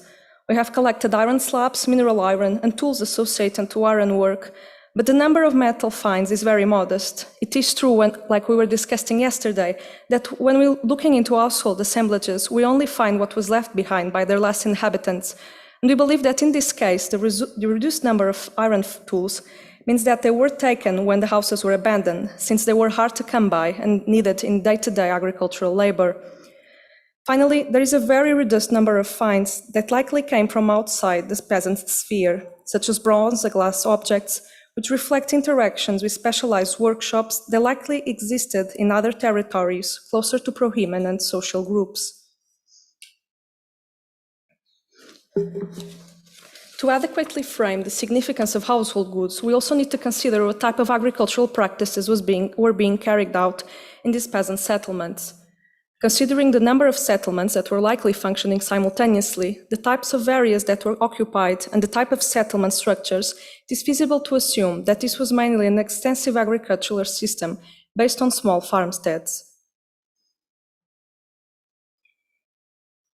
And in this context, we really need to stress the relevance of identifying early medieval press facilities that were being used to produce wine and olive oil. On the one hand, we have evidence that the knowledge about how to build and operate these complex press mechanisms was maintained during the early medieval period, that many new press facilities were built, which likely reflect a decentralized production with a possible surplus accumulation at the household level. So finally, what can we tell from the early medieval countryside in the Alto Alentejo region by looking at the household goods, but also when we frame these individual households into a broader context? As we have seen, there is evidence of several processes that would have been directly managed by each household.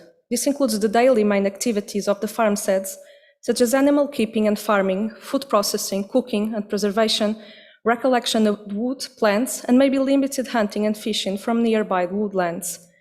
This level would also include basic crafts characterized by a low level of specialization, namely domestic pottery, textiles, and other trades not preserved in the archaeological record. It is also possible to recognize the presence of activities that would require a certain degree of specialized knowledge, technical skills, and/or specific tools. It is the case of the roof tiles, the storage vessels, the iron working, and also the building of structures, namely the press facilities. These activities would have been carried out locally, maybe on a seasonal or itinerant basis, and this scale of processes assumes service interchange between separate settlements. Lastly, there are objects that need specialized workshops to be produced, and which you can assume would be carried out outside the peasant sphere. This is the case with bronze adornments and glassware. On the other hand, as we have seen, there is a possible surplus accumulation of oil and wine, which could be intended for super-local trade and could be used as a form of tax payment. And so, the processes included in this level, level 3, position peasant groups on a broader economic scale and implies vertical relations, likely with local or regional elite groups. This is how, by looking into household goods in their context, we can reconstruct the functioning of each individual farmstead, the relations between neighboring settlements, and the integration in broader dynamics. To conclude, we bring you a humble farmhouse from the early 20th century, which would have been very similar to how Tapada das Guaritas would have looked like, and a quote from one of the greatest Portuguese writers that serve as a reminder that pre-industrial peasant life in Portugal wasn't so different from the early medieval countryside. Como todos os casebres da serra, o do jogar era de grossa pedra solta, sem reboco, com um vago telhado, de telha musgosa e negra, um postigo no alto e a rude porta que servia para o ar, para a luz, para o fumo e para a gente. Obrigada.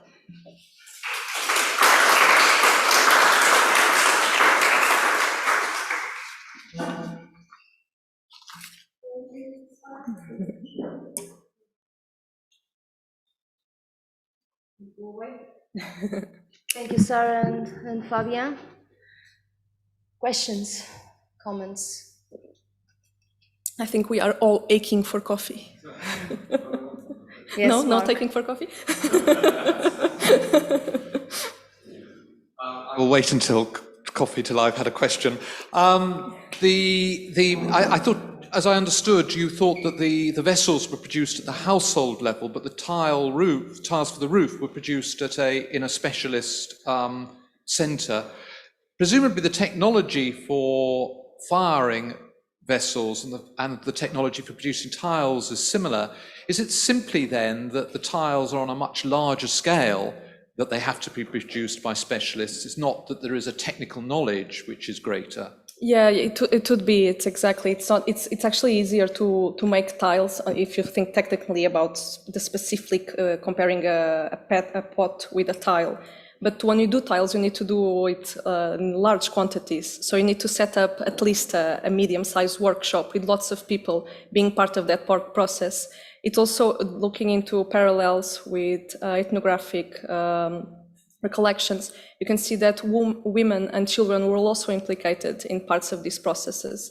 And so it's because of that, the parallels from the ethnographic records of tile making, and also because they are very homogeneous between the settlements. So you really get the feeling that someone was making tiles for all the farmsteads and people. And sometimes you see that some houses they build another compartment, and that new compartment doesn't have roof tiles. It has probably a vegetable cover. And so tiles wouldn't be available all the time, but when they were, they probably were able to supply to several farmsteads. That's our feeling about it. Thank you. Bert, please. Well, I was wondering, in addition, so there were changes in production scale, whereby roof tiles were still produced like in the old Roman times on Yes. a regional scale, but pottery was suddenly produced on a local scale.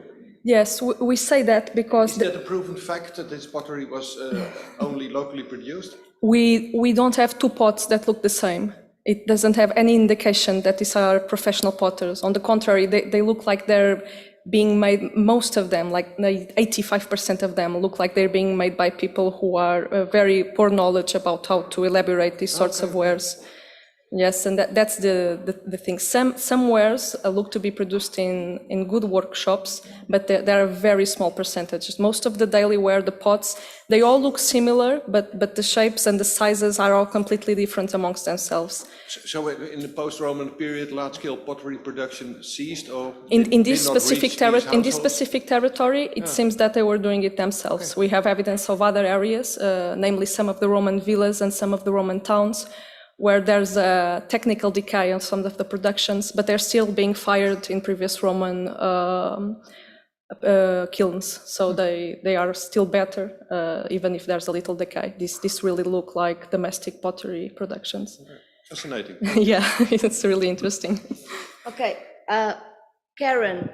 Karen is at home and she wants to do a question. Karen, please, you can talk, you can ask.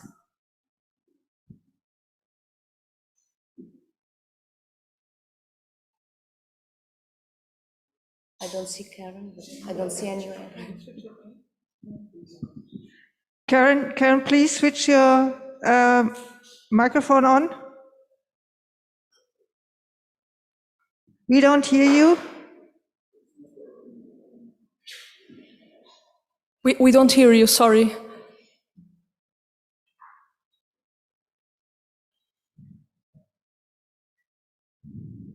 No, we don't hear you.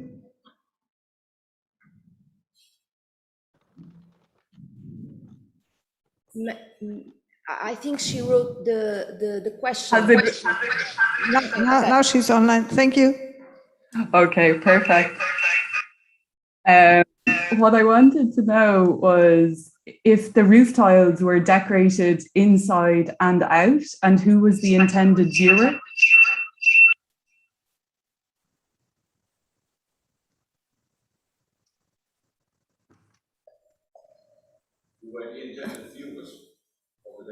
Oh, they're only decorated on the outside.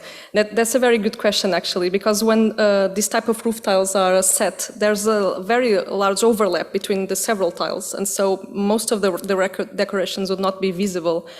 Some people suggest that they serve as they have a functioning aspect to add friction between the different tiles when they're laid out so they don't slip, but it's hard to explain why they decorate the tiles so much. I don't have an answer for that. I'm sorry. Can I ask a follow-on question? If so, the tiles are produced on a Karen, more. do you have any question? Thank you. Thank you. So if the tiles are produced on a more regional scale and the pottery is all really individual, there's something really interesting going on with the decoration between the two and the sort of aesthetic that might be expected in peasant households.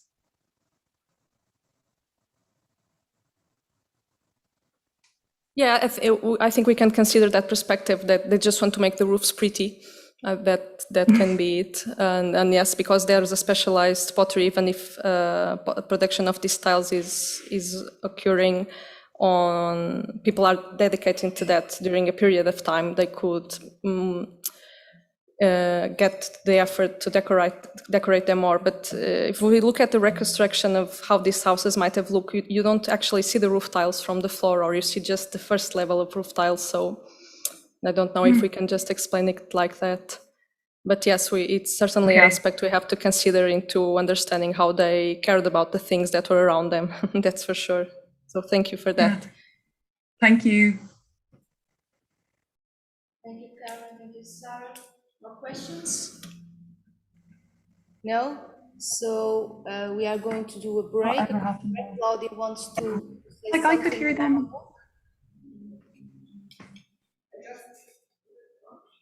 I just want to say, please pick your book up. The national representatives and the authors, there are enough books for you, and sign it that you get it, and yes, so don't forget your books. Okay, we return at 11 o'clock, so let's have a break. Thank you all.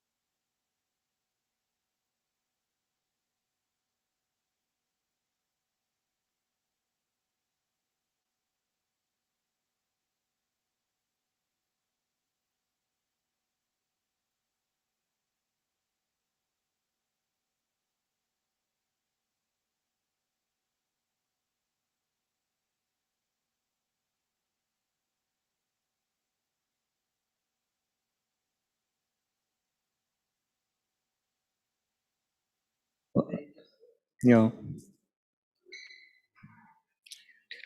Ladies and gentlemen, dear colleagues, I hope that you are full of energy.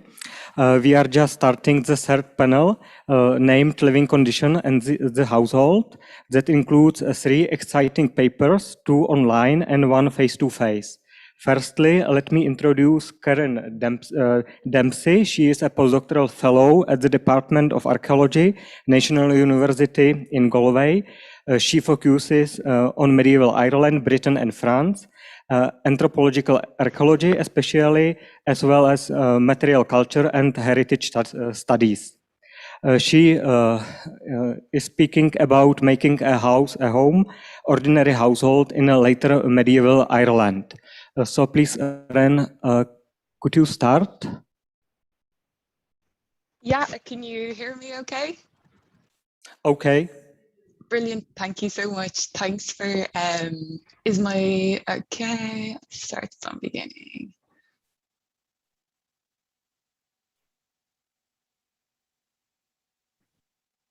Okay, so thank you so much for the lovely introduction, and yeah, I'm going to talk to you about my new project. So I think maybe I'll just swap those settings, sorry. Okay, I think that's better. Are you seeing this in presenter view or in ordinary normal view? Okay, it doesn't matter anyway. Yeah, so just to give you a little bit more context about who I am. So before this, all my research focused on castles and elite women and gender. And these threads definitely carry over into my new research because I'm very interested in daily life, and I was really drawn to exploring ordinary households because I wanted to reveal more about those lives in Irish medieval archaeology, which I saw as absent. But I want to say first, thanks so much for enabling me to present remotely. And I would have loved to have been in Viseu with all of you. It's such a beautiful place, and all the activities lined up and all the talks look really great. Oh, you can't see the presentation, can you not?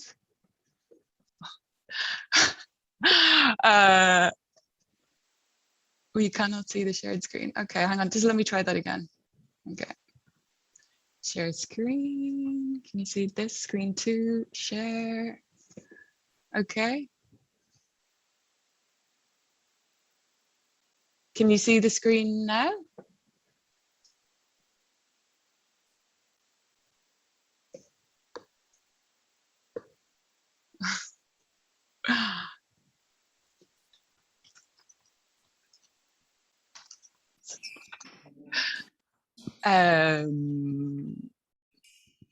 Okay, I don't know what to do about the camera not being able to see me. Okay, cool. Okay, or technical issues. These things always happen, I suppose. So we'll move on. So during the period 1100 to 1600, which is what I'm going to focus on, Ireland, like many other places in Europe, experienced cultural upheavals, population displacement, invasion, settlement. And Ireland was, of course, home to so many different people with different identities, ethnicities, genders, and social status. And studies have tended to concentrate on castles, which I used to do, and monasteries, with few explorations of how and where ordinary men, women, and children lived. In Ireland, the tradition of scholarship on ordinary medieval houses shows that houses formed the infrastructure of medieval households for peasants, labourers and craft workers who lived in cities, towns and villages and rural dispersed settings. But these studies have largely focused on empirical surveys of physical remains or on multiscalar landscape analysis. And this has not yet included explorations of social practices based on spatial arrangement of houses, or really an exploration of material culture. And in this way, medieval house studies lag behind their European cousins, as we have very much seen this morning and yesterday. In the past, a lack of excavated evidence would have impeded archaeological research on these ordinary medieval lives. However, now we have a lot of relevant archaeological data from Ireland's recent economic boom. I mean, I don't know if you can call the early 21st century recent, but you know, recent enough. And so this hasn't been fully explored. And so I have a unique opportunity with my new project, Home is Where the Heart Is, to analyse this new and old archaeological evidence to fully understand what medieval houses looked like, where they were located, who lived in them, and what they contained. For this talk, more generally, information is taken from these published and unpublished sources, which include so much detailed information on dating, on house size, orientation, construction, materials, floor levels, artifacts, all the things that we know, hard contents that form part of medieval houses. But my main question relates to what made a house a home in later medieval Ireland. What objects were used in the creation of households? And today, in particular, I want to explore how houses and material culture can give a firmer idea of the lifeways of those living in these buildings and using their space. Of course, we all know that architecture, material culture, or spatial arrangements of households can communicate various aspects of identity. Usually in an Irish context, this is about ethnicity, how or if a material culture might indicate a cultural identity, i.e. Anglo-Norman or Gaelic Irish. However, I want to explore something a little bit different. I want to try focus in on the microscale of daily life in the household in terms of belief and emotion, and how this was intertwined with things that helped structure the home. To put my theoretical approach more firmly in its theoretical frame, beyond all the stuff we already know about archaeology. So I would say I'm a socialist feminist archaeologist, and I'm coming at this talk from a perspective where I like to pay attention to the small scale, where the maintenance activities or archaeology of care is attended to. Maintenance activities is an approach applied by Spanish feminist archaeologists since the 1990s. And this term and area of study was designed to capture and emphasize the range of domestic activities completed in the household, from spatial organization, the nurture and care of children, food production, and fire technology, as well as care of the dead. Included in this, and in some of the ways these things facilitate and reproduce different types of social relations. And I know Alfonso will be talking later, or I think it's tomorrow, about this in a Spanish context as well. Gender in feminist archaeology identified that housework or domestic activities were not recognized as being important despite their pivotal role in maintaining society. These things have been and continue to be underrepresented in archaeology, and I think society more generally, even into the 21st century. While it's noted that domestic activities have been historically part of the social roles of women, that's not to say that they always have been or always will be gendered in this way. And I'm also not trying to say that home is homogenous or stable across time, nor is it biological or anything like that. And we can't assume that home or households of the medieval world would mirror our modern iterations. What I'm really interested in doing is using the evidence from the domestic setting to speak to wider concerns. So what things in the household were used to mediate the wider world concerns? And can we see certain objects as mediations or expressions of care? But before I go on to do that, I think I'll tell you just a little bit about peasant housing in rural Anglo-Norman Ireland, or later medieval Ireland. I'm not going to go through this in a whole load of detail, because I'm sure that it's pretty much the same across Europe at this time, more or less. So, you know, we have typically rectangular houses with a typically central hearth, opposing doorways. Sometimes we have internal divisions into rooms or compartments. They tend to be sill beam or timber structures on stone foundations or cob walled examples, and the roofs are thatch or wooden shingles, but also some slates were found as well, but it's unclear as to if they were actually being used for the peasant housing at Mullaghmast, Mast, which I'll talk a little bit about later. Now, of course, I couldn't say that this is exactly what peasant houses look like, because there's always those outlying examples, such as sod walls at Derrylee, or round high status examples, Caherconn and County Clare. But I think what the thing is that I don't really want to focus on the morphology, though of course that's a really important part of the project that I'm carrying out, because it hasn't been investigated before. What I really do want to focus on is what we know from archaeological excavations, and how those things relate to care. You know, we know that so many things show up from archaeological excavations, many aspects of people's lives, from pottery to construction material, gaming pieces, as well as musical instruments. And I know Maria talked a little bit about how those things can be seen from a joyful perspective with the skates earlier.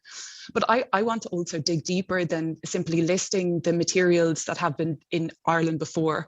And I want to try and access what these things did, how they made a house a home, or what they did to make a place feel like home.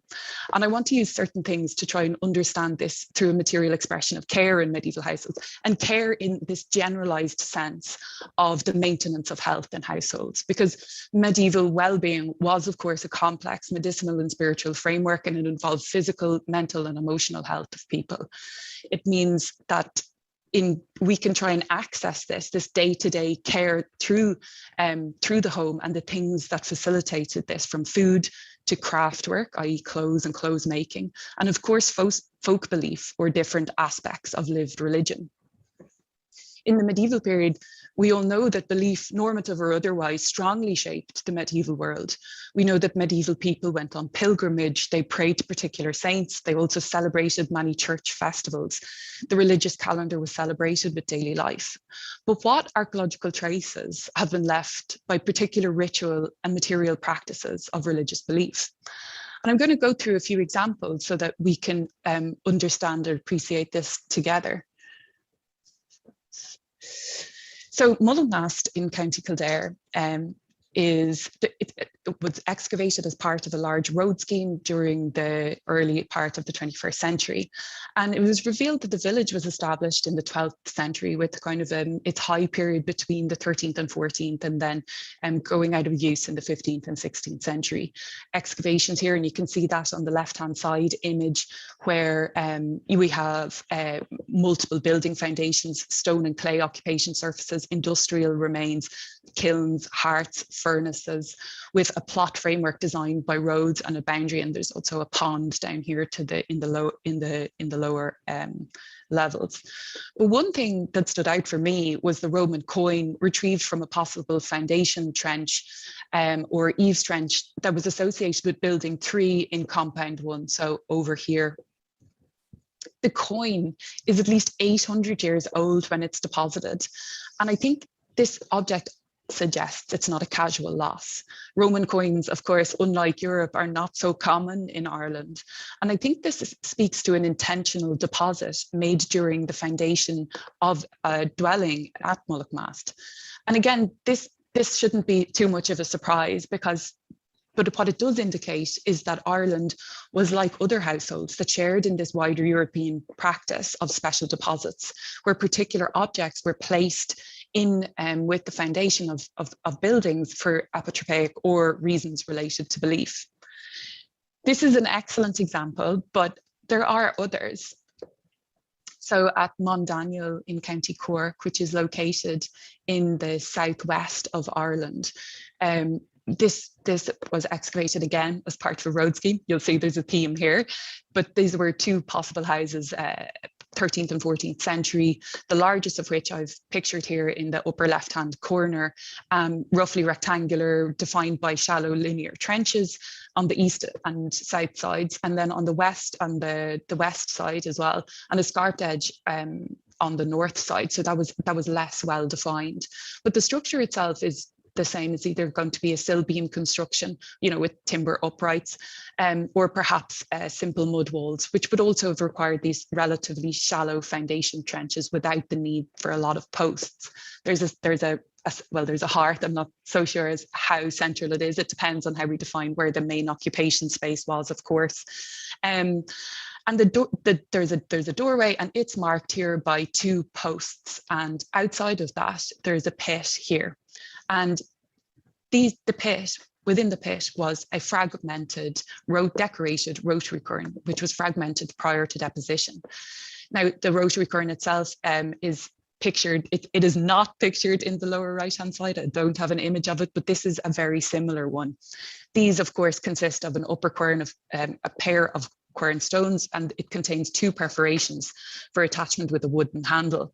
In general, these rotary querns are found between the 13th and 17th century. This particular example The upper surface is decorated with incised lines, which are likely to have formed a cross shape. And the placement of the decorated quern close to the entrance is really, really interesting. It may have demarcated this threshold as an important junction. But we also know that grinding grain was very much associated with women within the wider European context. And so I want to take a step further and think about this deposition as being interwoven with women's gendered role and devotional practice. I think that this could be the association with grinding grain and the subsequent bread making is an important reason as to why this may have been deposited. This simple household object may be read as a gendered special deposit that is imbued with multiple technologies of health, diet and regimen, which can also be related to care and nurture. And these things are what makes the house a home. They bring together the household. And like I just said, like there's contextual evidence from medieval Europe, including folklore and history, that relates women's role to playing a leading role in household management, including these technologies of health and care. Taking a little bit of a leap forward towards Portmarnock, which is situated on the east coast of Ireland. This settlement bookends my studies chronologically. It's late medieval with early modern inclusions as well. This site itself correlates with a medieval settlement that was associated with the Cistercian Abbey of St. Mary's, which at the dissolution of the monasteries was seen to have 10 cottages in this location, some of which we have the names for. But in the image here, you see 6 well-defined property plots separated into kind of toft and croft areas with internal divisions. Most of the buildings in the settlement have been truncated by a modern road, but still the structures appear to be well defined with a low stone wall within which were located shallow foundation cuts for different buildings. Some of the property some of the defining walls have been robbed out, leaving just the foundation cuts. Now, these walls were never substantial, and it's likely that they had a timber superstructure rather than them being stone themselves. A number of interesting finds were revealed here from musical instruments and leather shoes, and they all kind of tell of the daily life of people and what went on inside the home. But it's the structured deposition of 9 horse skulls that I think is really the most remarkable. These were found in structure D in plot 2, which you can see down here. And this was located in plot 2. It doesn't really matter exactly. And the floor level was an area of packed clay and a hearth. All the skulls were closely packed together, and they were deliberately placed when the floor was put down. The skulls themselves are all from stallions who were over 15 years at the time of death, and none of them contained jawbones, suggesting that they were already defleshed at interment. There were sheep and cat bones in this deposit too. Now, of course, at the time of this deposit, there was upheaval in Ireland and Britain, as well as in wider Europe, related in one part, I suppose, to the Reformation and the dissolution of the monasteries. And these horse skulls could speak to an anxiety about these larger scale events and things, but they're being mediated through the home. The householders may have wanted a charm or aspects of protection inside their home from wider concerns to render the house a secure and safe space. But I think what these things are pointing to is how medieval people's belief led to the inclusion of individually meaningful objects into the home to act as tokens of good fortune and to think of protection and care for those who lived within the house. These things are much more than utilitarian objects. And it's here we're kind of straying more into the field of the emotional lives of medieval people, how to understand things beyond economic value or social status. And a good example of this is a small ring brooch found at Boyerstown in County Meath. For Ireland, or I suppose the studies of houses in Ireland, this is a really important site because unlike the other examples noted here, it's a farmstead that stood by itself within the countryside, but it was also fully excavated. It was a croft and toft, and all of the area, the surrounding outbuildings and some of the wider field was excavated as well. The house itself was a timber frame set on dry stone footings, and you can see that here it has a central hearth and opposing doorways, and evidence was found for a door at the rear of the building and probably would have had one at the fore of the building as well. A second building adjoined it here and seems to have served as an outbuilding, but it too had a hearth, so it's perhaps uncertain as to what this exactly functioned as. But despite this being a peasant house, its material culture was relatively rich. There were silver personal items such as a ring brooch, and there was a crucifix pendant, a number of belt buckles, and also a bodkin type armor for arrowhead. It's the ring brooch that I really want to focus in on here. Because it's really interesting. And unlike other things, it was not found deliberately placed in context, but it was in the topsoil stripped in advance of excavation of this site, but it is directly associated with the house. The ring brooch was an item, of course, worn by men and women as a clothes fastener. And this example here is silver with a red enamel. It's only 3 centimeters in diameter, and it has an inscription of one side, Jesus of Nazareth, that's the English translation, as well as having 2 bird-like creatures on the back, which are unusually a male and female siren. This, of course, was most likely a gift, and gifts were smaller portable items that comprised many types of objects: books, rings, mirrors, badges, brooches, spurs, girdles, pendants, and so on. They're an important part of medieval culture, and they were an important part of the home. They reinforced social bonds in a reciprocal way. Both the giver and the receiver are bound together in a mutual exchange. But within these gifts, a smaller subsection exists, those exchanged between romantically entangled people. These particular types of gifts are understood as love tokens, and they represent or embody different types of love, usually between romantic engaged partners. They often contain symbols of medieval courtship, such as hands or clasped hands, and they represent love and fidelity. They are, of course, linked to romance, but also to religious piety. And this example here seems to have bird-like creatures which represent the pelican. But the words, I think, are very important on this because they seem to have a protective function. And we know that across medieval Europe at this time, that these words were very important, whether or not the people were literate who was reading them or not. So I think that at Boyerstown, the presence of this can be understood as a form of love magic, either to protect a loved one within the building, or to try and ensure continuing romance. So we don't know what was going on in Boyerstown, but there's an aspect here of being able to use these objects to see that emotion and care were part and parcel of the medieval household. But it also goes to show just how the international styles of courtly romance or culture from the 13th century were present at Boyerstown, which seems to be this inverted commas, isolated farmstead at the edge on the periphery of Europe. But of course, unfortunately, all objects like this were not just about gifts. It also maybe speaks to the anxieties around fidelity and a desire to control women's bodies. But I think what I'm really trying to get at here is about trying to tell people-centered stories from a gendered perspective that are inclusive of the past and present. I want to create an understanding of how daily life can be complicated, but trying to access, I suppose, daily life and emotions and the sensorial lives of people can be complicated.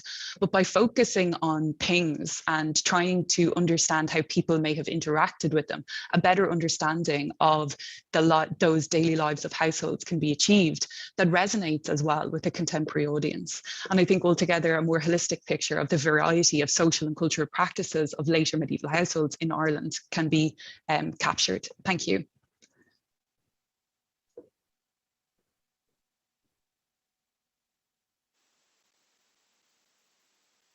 For your amazing papers and look in the recent Irish excavations. And now we have time for questions and comments. Please give me a sign if somebody has a question.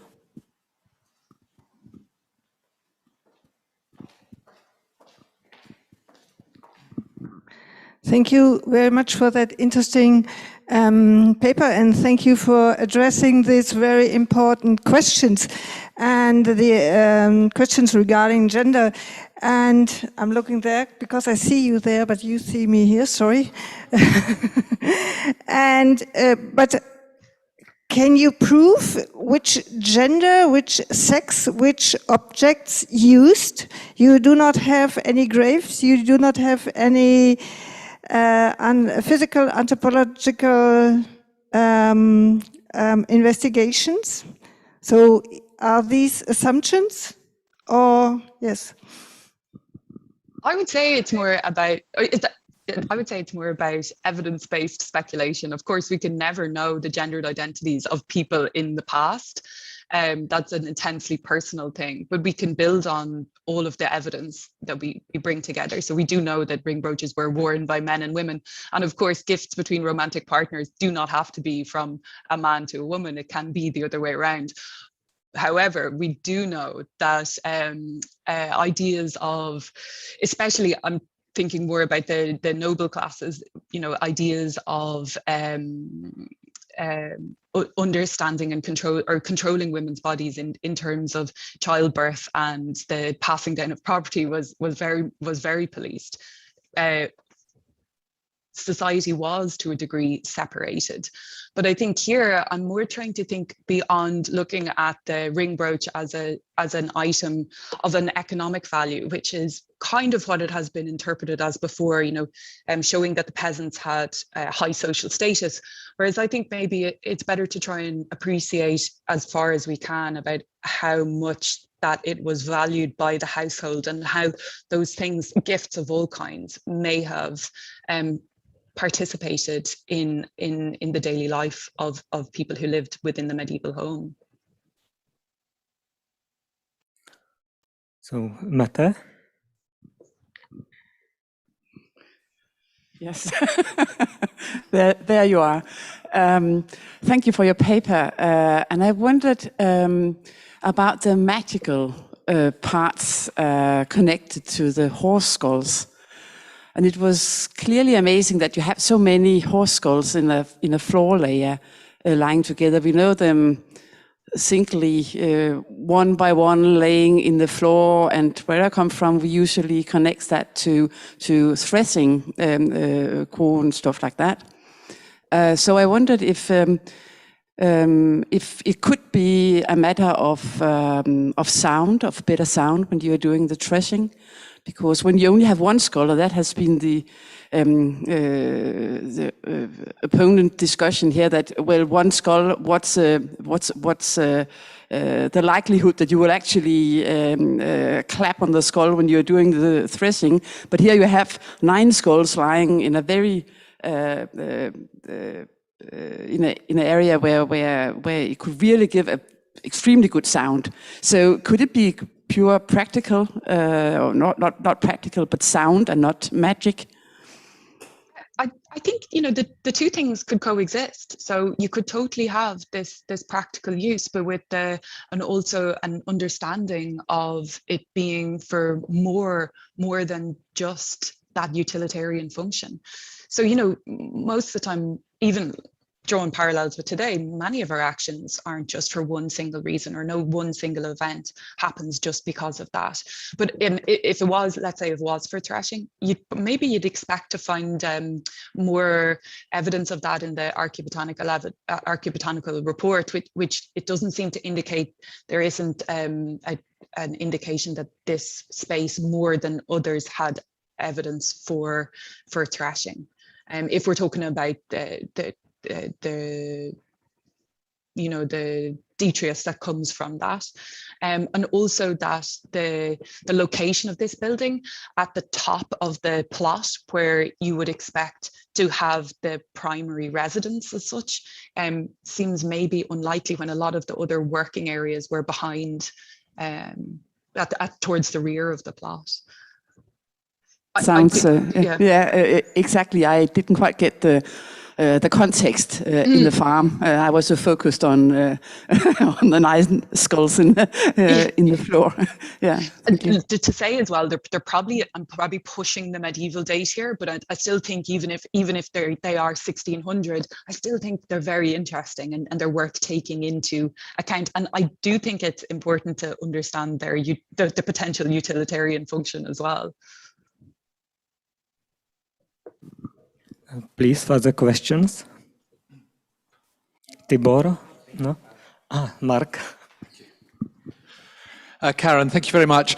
I mean, I would support your ritual interpretation of the horse skulls because, of course, there is a long history in Ireland, right the way up to, as I'm sure you're aware, of the 19th century of using horse skulls. And, of course, that's what Meta was alluding to.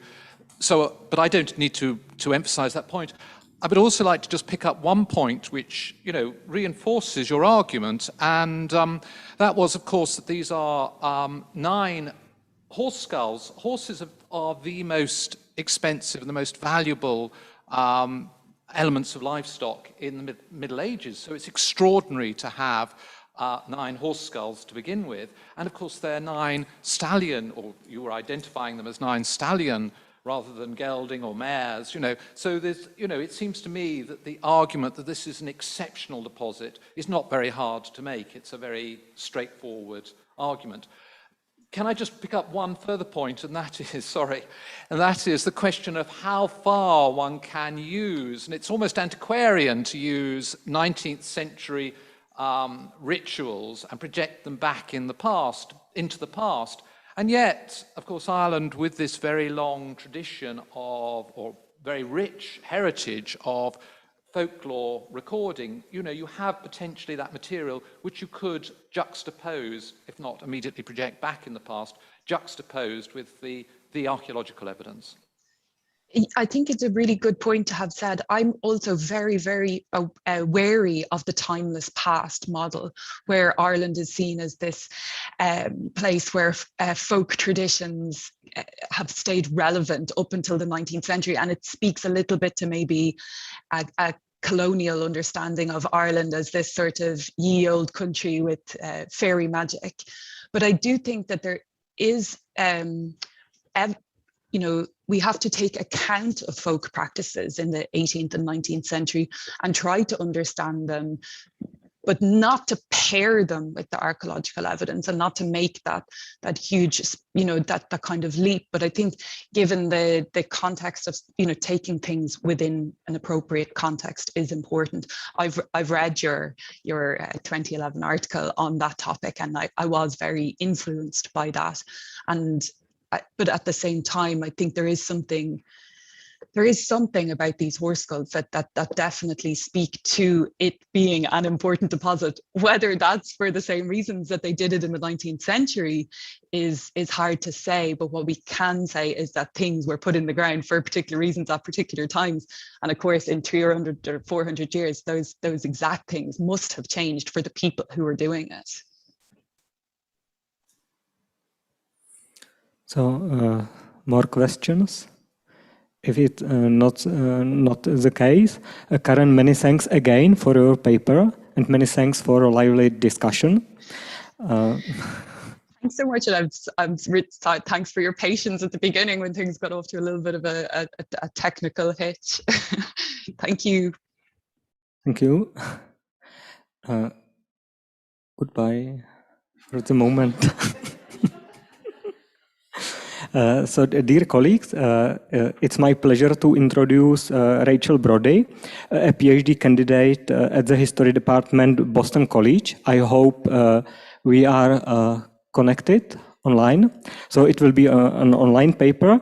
Rachel focuses she is interested in early and high medieval Northern Europe, environmental history, landscape archaeology, and paleobotany. And she is going to speak about extremely promising topic, checking in at the multi-species hotel, nature culture, and the early medieval house. So Rachel, please. Hi, thank you so much for your introduction, and zooming in from Boston, so the sun has just come up here. I'm going to share my screen. So that should work, right? Okay. So I'll just get started then. And I just made a kind of a cover slide just so you're not focusing on my face alone as I present. But preserved in the 8th century law text, Bretha Nevis Tichach, a single sentence describes an animal offense deemed to equally vile. This crime is the fouling of floor strewings by a kinnin. Along with defecating kinnins, violations made by domestic animals cover a wide range of misdemeanors, from trespassing while grazing to stealing food and stinging swarms of bees. Laws concerning domestic animals acting upon humans in harmful ways and incurring property damage offer a unique snapshot into medieval houses and homesteads. They reveal multi-species communities, places inhabited not only by humans, but by both welcomed animals and uninvited pets.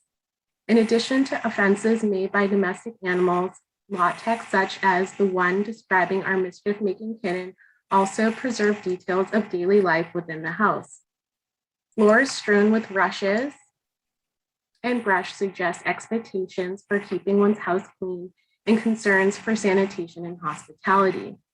Investigating the archaeology of fauna and flora preserved in the floors of early medieval dwellings in Ireland and Britain, in tandem with exploring law texts, can help determine how mutual ecologies of humans and non-humans created a household nature culture.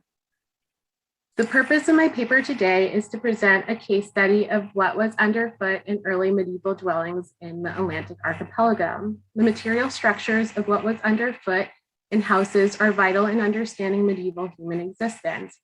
Medieval people reckoned daily with a rush-strewed household terrain, food littered with well-trodden by a diverse multi-species community.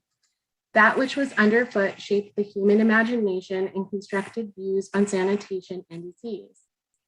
I will investigate floor deposits from several well-preserved archaeological sites, such as a series of mid-8th century pits at the Badurn in York, England, the 6th century phases at Deer Park Farms in Antrim, Northern Ireland, in the mid-6th and late 6th century strata from Bouston, Crannog, and Ayrshire, Scotland. Humans and non-humans share communities, which we can imagine as webs of interspecies dependence. We share mutual ecologies, cohabit, co-produce, and co-construct each other's life worlds. And these relationships vary over history and time. Understanding the interactions of non-human actors, such as plants and animals within these multi-species communities, gives way to identifiable nature cultures and allows us as historians and archaeologists to ask questions in new ways, old questions in new ways. According to posthumanist feminist scholar Donna Haraway, nature culture is the implosion of nature and culture. It comes from the result of shared histories and co-ecology. It is a place where physiological adaptation and behavioral cultural responses overlap. In her Companion Species Manifesto, she describes nature cultures as joining flesh and signifier, bodies and words, stories and worlds. Nature culture happens when historical agents, both human and non-human, move across species lines and share the same ecological pressures. Within this overlap, humans conceptualize themselves and how they interact with their built and unbuilt environments. And it's here that we can begin to unpack the day-to-day experiences of early medieval people living in Ireland and Britain. The early medieval house is an embodied geography that comes into being through a variety of nature culture entanglements. Situated within these knotted materialities is a... Rachel, do you hear me? Please, are you changing slides? Because we see always the first one. Yeah, no, I just had one slide. I didn't want only one slide. Like a giant face in the room, so don't worry. Yeah, it's just one slide. Yeah. Oh, sorry. Please continue. Okay, thank you. No, but that's very kind. Yeah, thank you. Situated within these knotted materialities is a multi-species community where human, plant, and animal bodies play vital roles.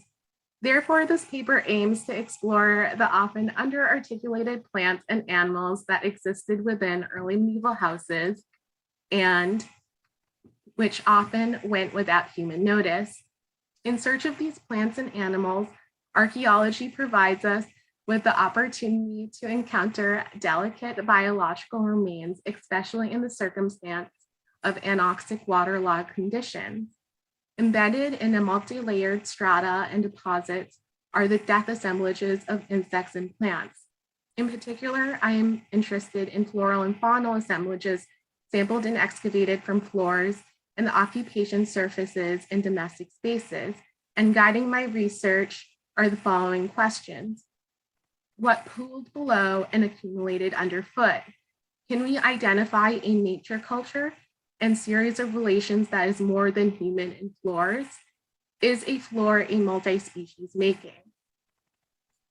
As we learn from the law text, Locke, recorded around 700, a floor was to be strewn with rushes.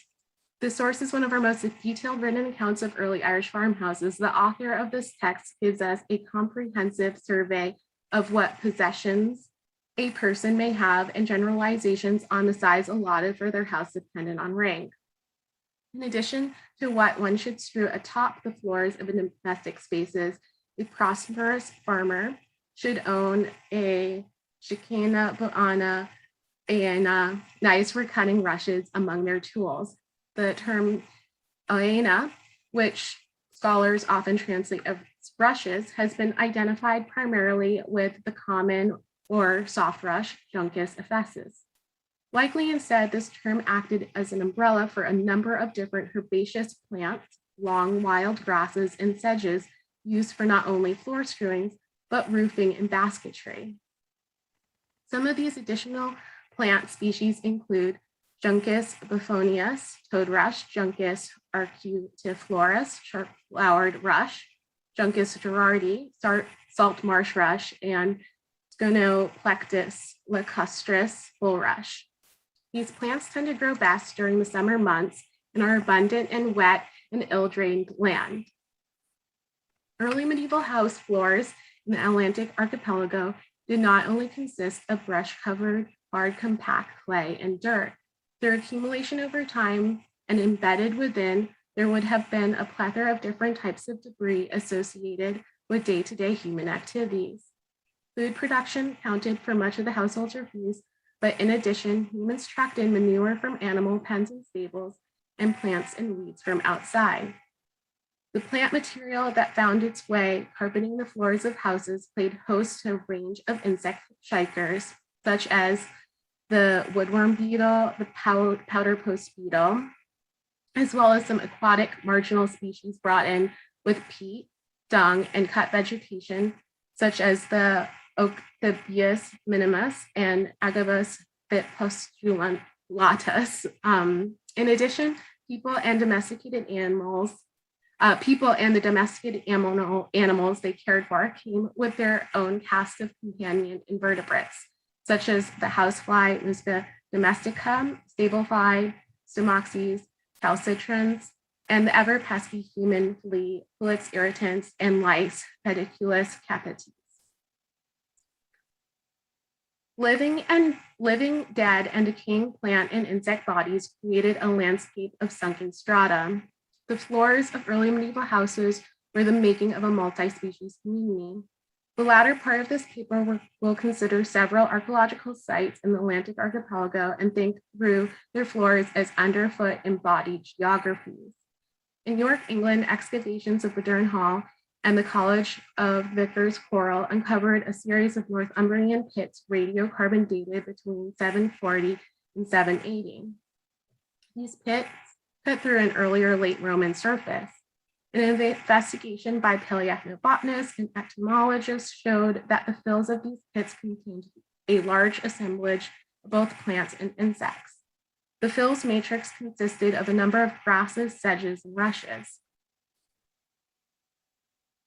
This assemblage reflects flora species commonly associated with damp ground and a waterside ecological community. However, when placed in conversation with its invertebrate comrades, it becomes apparent that these plants were not simply harvested from their damp waterside growing environment and directly deposited. Instead, this collection of grasses and herbaceous plants made a detour. As would be expected, aquatic beetles were present, but they were present in modest numbers along with plant-feeding insects such as the froghopper, whose preferred meal is dining on rushes. Instead, the most prevalent insects for beetles who find their homes in artificially made habitats of dead and decaying organic material that grace the floors of human inhabited spaces. Some of these house-loving fauna found intermingled with the plants included the brown scavenger beetle, the hairy cellar beetle, and the white mark spider beetle. These early medieval English pit deposits were likely the swept-up floor strewings of a house. It is through multi-species codependencies that etymologists were able to identify the depositional history. In early medieval Ireland, people likewise introduced layers of various raw materials to create the flooring for their homes, such as brushwood, wattle panels, layers of earth, clays, gravels, and occasionally stone paving. At Deer Park Farms, we have remarkable evidence to study not only floor surfaces, but also the living conditions of the early medieval Irish and their invertebrate pests.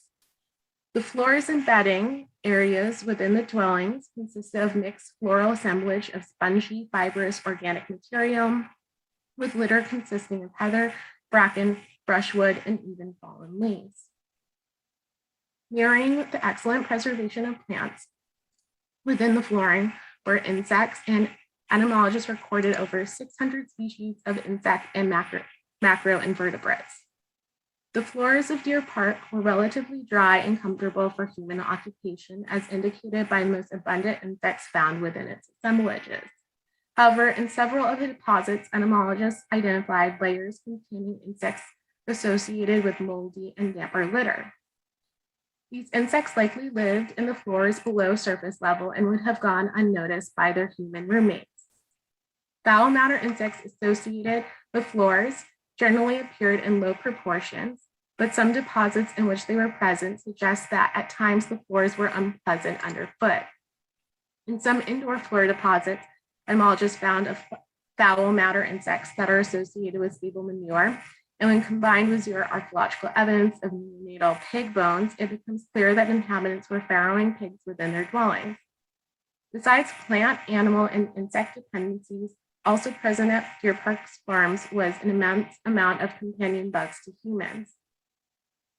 Bedding identified by archaeologists shows that unwanted pests plagued the inhabitants of Deer Park farms. Human louse occurred in most significant numbers, followed by human fleas. Lice of livestock were also consistently present within the homes, although in small numbers, which suggests that the occupants carried them in after animal handling or in the process of preparing skins and wool. The archaeological remains of these fragile insect bodies suggest that early medieval homes were indeed the making of a multi-species community.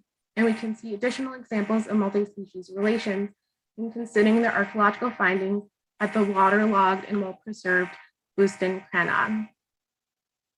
At Bouston, despite land drainage in the 19th century, preservation of organic remains due to an anoxic environment was excellent, and botanical remains present an assemblage that reflects its water-loving lake edge flora environment.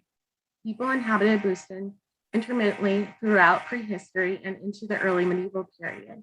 Between the 6th and late 6th century, the Crannog inhabitants built their dwelling within a substantial oak and alder palisade with concentric walkways. The owners periodically rebuilt their homes, and dendrological analysis of the oak and alder's timber suggests that the occupants lasted for at least 80 years, and there were various stages of construction, consolidation, and repair. Archaeologists recovered material from the occupation surfaces indicating that the inhabitants covered their floors in wood litter, including epiphytic mosses from living trees. This assemblage reflects flora species commonly associated with a woodland ecology. Therefore, the inhabitants of Bouston raked and collected wood chips and twigs with their associated epithets in nearby woodlands to create the flooring in their home. In addition, the inhabitants curated large quantities of moss collected in local woodlands to use specifically to pack below the hearth complex to protect the wooden substructure from burning. Like Deer Park Farms at Bouston, animal parasites such as sheep heads and cattle biting louse were present. The inhabitants may have taken sheep and cattle for safety onto the platform within the palisade. It is also likely that the residents deposited the keds and louse during the cleaning of wool and skins of dead animals. However, what is most interesting when comparing the assemblages of deer park farms in Boston are the differences in species presence and frequency in the decomposer taxa that favor human activity and the artificial buildup of organic material within and on floors.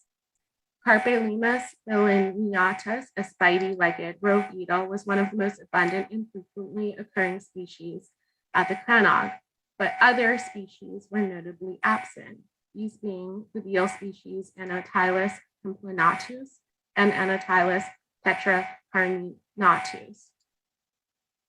The low frequency of decomposer taxa customarily found in the household fauna of early medieval houses at Boston suggests that these beetles encountered difficulties while colonizing. One factor that could cause this shortage of beetles who feast on cut, decomposing grasses and plants is a restricted range in a habitat where humans have a particularly good and active waste disposal system. Thus, the floors of the house could have been frequently stripped clean and repeatedly covered with fresh plant debris. An alternative explanation would suggest that Boston may have seen only intermittent periods of occupation for short durations. The owners of the Crannog could have visited their house seasonally with brief visits. The habitat necessary for household fauna to survive would have been limited and then eliminated at the end of each occupation duration. The presence of household fauna in higher frequencies at deer park farms would suggest that, unlike Boston, its owners lived in their buildings for extended periods of time, allowing for plant decay-eating beetles to flourish underfoot, buried beneath strata of organic material. When we consider these archaeological examples of floors from the early medieval period, it becomes clear that they were a making of a multi-species community. Codependencies between plants and invertebrates and humans reveal a series of relationships that inform us about living conditions and occupation length and duration at each given site.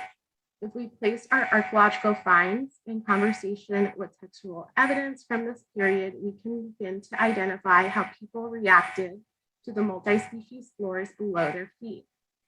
I will consider examples from 8th century Irish law texts that record several animal-related offenses within domestic spaces and the 12th century manuscripts containing the Ulster cycle mythology and folklore, which identify floor upkeep and presentation as a marker of hospitality. As mentioned in the introduction of this paper, the crime of fouling of floor showings by a can is one example from a law text and commentary that describe domestic animals committing offenses within the interiors of early medieval houses. Defecating appears to be the most egregious act that animals who share intimate space with humans committed. The Bretha Kavi Hessa suggests that dog owners who allow their dogs to defecate on other people's land are not only required to remove the feces, but also replace the contaminated soil. In the commentary of this law, the author suggests that the owner must be sure to remove all soil afflicted with the stench of dog excrement. Additionally, the law states that the landowner should be given exact quantities of butter, curds, and dough as free compensation. Cats and dogs, interestingly, were not the only animals given special attention in legal commentary. Hens appear to have been a nuisance in neighbors' dwelling houses. According to the laws, there are 3 hen offenses that take place within a house: theft, pollution, and squirting. Theft clearly refers to the taking of food by hens within the house, while pollution and squirting are less straightforward. Pollution may have entailed drinking liquids from a container and scratching or pecking foodstuffs, ruining the products for human consumption. Rachel? Yes. Rachel, we are very sorry. We have problems to hear you. Oh. So you now maybe you could finish your paper very briefly. For us, it's important to understand you. Maybe it would be better to cancel the presentation if we are able to see your face. Yeah, because probably there is a problem in your microphone or reproductors, difficult to say. But in any case, if we see your face, it will be better to understand. Okay. Yeah. Hi. Perfect. So has the entire presentation been lost, or? I think you're too close to the microphone, Rachel. Too close, or? Yeah. Okay. When you weren't reading your script, you were perfectly clear, but reading the script, there's some sort of background. Okay. Yeah, it's. Sorry, Rachel, can you try to turn off the sound of your computer so we don't get the feedback? I'm not the most savvy when it comes to technology. Can you hear me okay right now, or? No, it's giving a lot of feedback because we're hearing the sound of your voice through the computer and it's feeding back into the microphone. Maybe in the right down corner, you should access the volume of your computer and just cancel it. Would it be possible while you are speaking? Then you would turn it back on.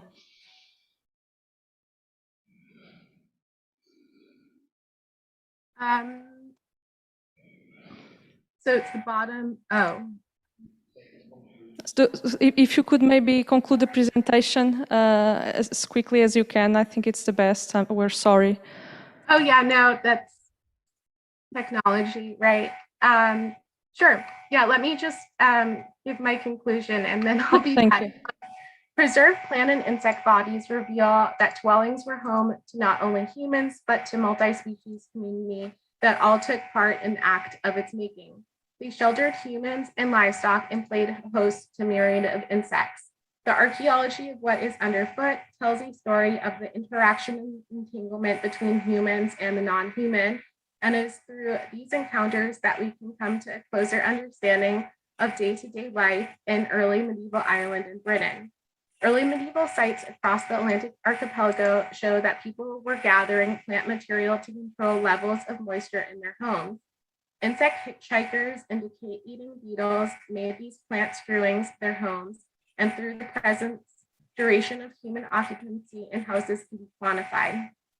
Additionally, both textual references and archaeology illustrate the areas of defecation for humans and animals were strictly defined, and there was concern with keeping their floors clean. Especially within textual references to floors, the quality of freshness of plant material were tantamount in traditions of hospitality. And that nature culture pervaded, embedded within the floors of early medieval houses, and it is through archaeology and text that we may begin to unravel stories from that which pulled below and underfoot.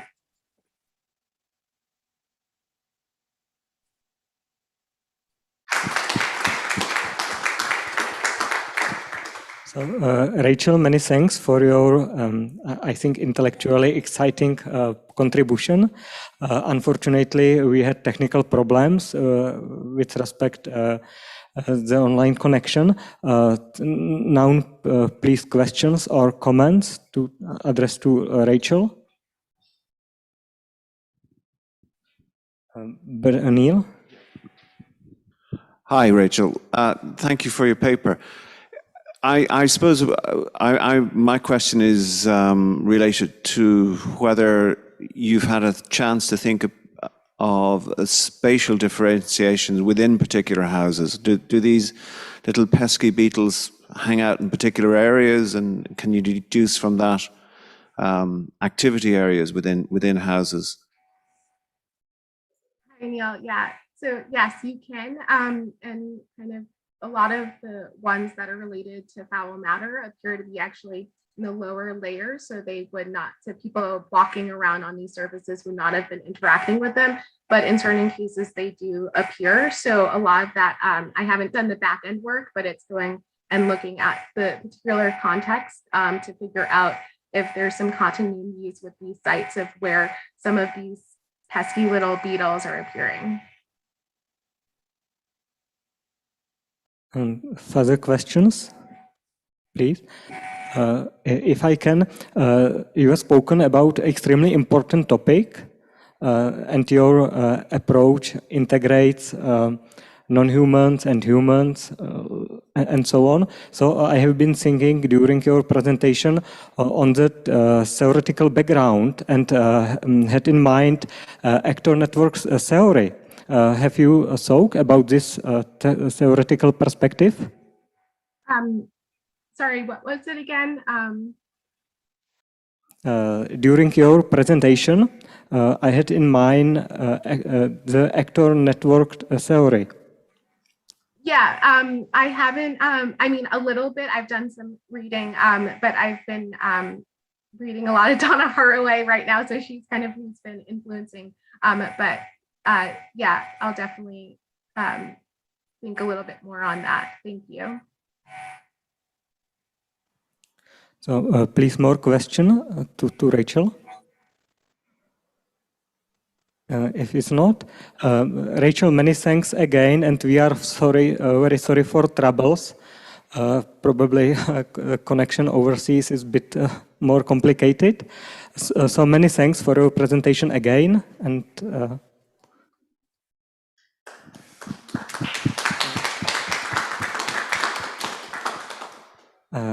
now we are moving to the endless Hungarian plain and extremely fascinating borderlands between Christian Europe and the Ottoman Empire.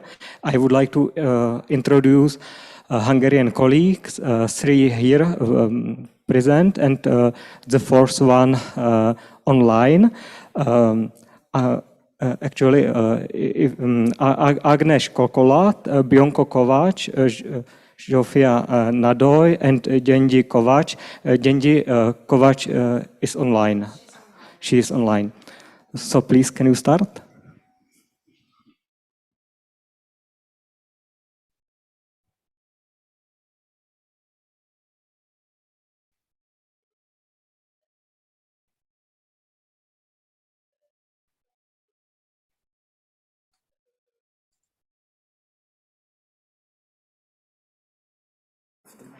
Oh, the microphone. This will make things easier. So even though the research of the Ottoman era began in the 19th century in Hungary, no archaeological study focusing on the single households of this period has been carried out yet. Our presentation today will be exploratory, summarizing our knowledge on the given subject that could be collected from the published archaeological and historical sources. We will also present the first results of our new project, where we examine the Ottoman-era features of Visegrád Lower Castle, or Alsóvár in Hungarian, from new perspectives.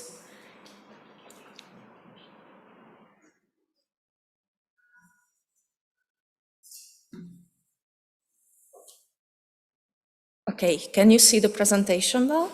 Okay, thank you.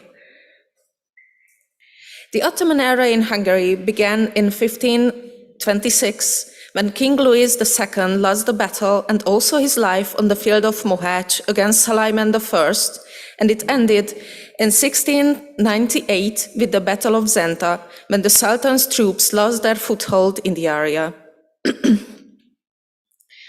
The Ottomans could conquest a large part of the kingdom by the middle of the 16th century, but their expansion has mostly been stopped by the joint forces of the Hungarian orders and the Habsburgs.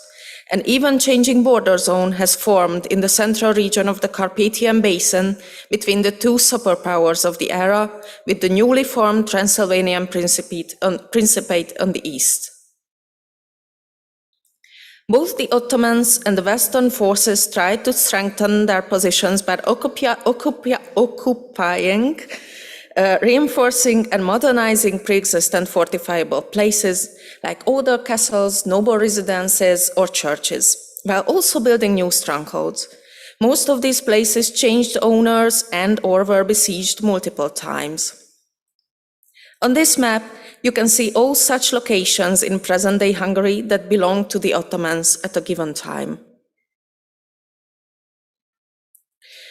The previously described situation had dire consequences for the communities living in this region, as they had to adapt to the constant armed conflicts.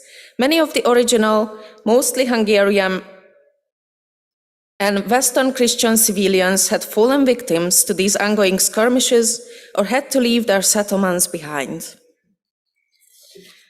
At the same time, new settlers arrived from the neighboring territories of the Ottoman Empire. They were mostly Orthodox Christian or fully Islamized communities from the Balkan Peninsula. The army of the Ottoman garrisons also consisted mainly of Balkanic conscripts, as you can see on the graph. Some of the newly arrived civilians belonged some way or another to the military, as family members of the soldiers or as support staff like craftsmen. We can distinguish the settlement types belonging to these various ethnic and social groups pretty well. The villages and market towns of the Hungarians were generally laid out around or beside a parish church. The houses were built on the ground surface, often with a cellar underneath, and usually had more than one room. You can see these ones here are Hungarian settlements. We know the least about the villages of those southern Slavic communities who lived a fully civilian life or served as paramilitary troops on the less frequented parts of the border. Only 2 of their settlements have been excavated so far, and either of them is published in detail. For this reason, we have minimal archaeological information on the ways of life, even though the written sources help a bit. Here you can see some pictures from one of these settlements from Bács-Bokotta-üzem. But our knowledge about the special border zone settlements that existed in and around Ottoman garrisons is wider. These communities had to live in constant danger as they were victims or participants of most military activities. Because of this, moving or sometimes even venturing outside of their castle was not advisable. However, the Ottoman administration provided the soldiers of smaller garrisons with money to a less and less extent in the 17th century. The state preferred giving out small estates as payment, so the people living in and around these castles had to function as mostly self-sufficient communities, forming their own connections with their neighbors and their surroundings. We will deal with the households of such settlements. We can see the sites on this map that we will mention in our presentation.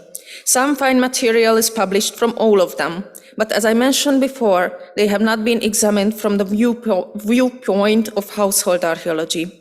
Their geographic position, distance from bigger Ottoman hubs and trade routes, the ethnicity of the surrounding settlements, all affected their material culture. But first, a few words about structure. Most of these settlements existed in and around smaller castles that were usually of medieval origin. Their layout shows typical Balkanic features with closely built, rather small buildings and narrow pathways. It is a rather well-spread phenomenon that they didn't move inside the pre-existing larger-scale buildings, but rather built around them. As you can, just a moment. As you can see here, in case of Ozora and Tata Castle. Our protagonist today will be the Lower Castle or Alsóvár of Visegrád.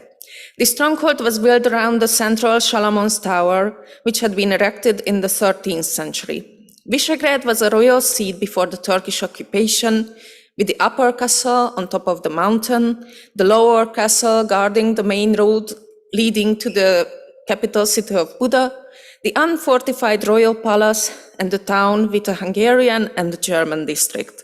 You can see that on the little map on the side. All parts except the upper and the lower castles had been deserted by the last decades of the 16th century, and the original inhabitants all fled. The not very significant Ottoman garrison of both castles consisted mainly of Balkanic soldiers who lived with their families. It seems that the lower castle has turned into a mostly civilian settlement at some point, and it also spread outside the main walls along the road in the 17th century. The excavation of the lower castle of Visegrád took place in the 1960s when the building and its surroundings were excavated on a large surface. In addition to the medieval finds, many Ottoman features were discovered. The rich fine material had been in storage since then, and the idea of processing them has arisen recently. It was noticeable from the outset that several Ottoman houses had been excavated both inside and outside the castle walls, revealing a vicus-like settlement. Within the castle walls, the remains of at least 7 houses are known so far, and 2 or 3 more buildings were found outside the walls. They consisted of thin walls of stones set in clay. Based on Balkan examples, these walls probably supported simple, light-structure buildings made of wattle and dub. As already mentioned, soldiers usually came to the castles with their families, so these houses were most likely their homes. According to written sources, the average number of children of families from the Balkans was 2 or 3, so 4 or 5 people could use each house. We investigated similar buildings in and around other castles in Hungary. In some cases, perhaps when building space was tight, they used the earlier walls and added to them.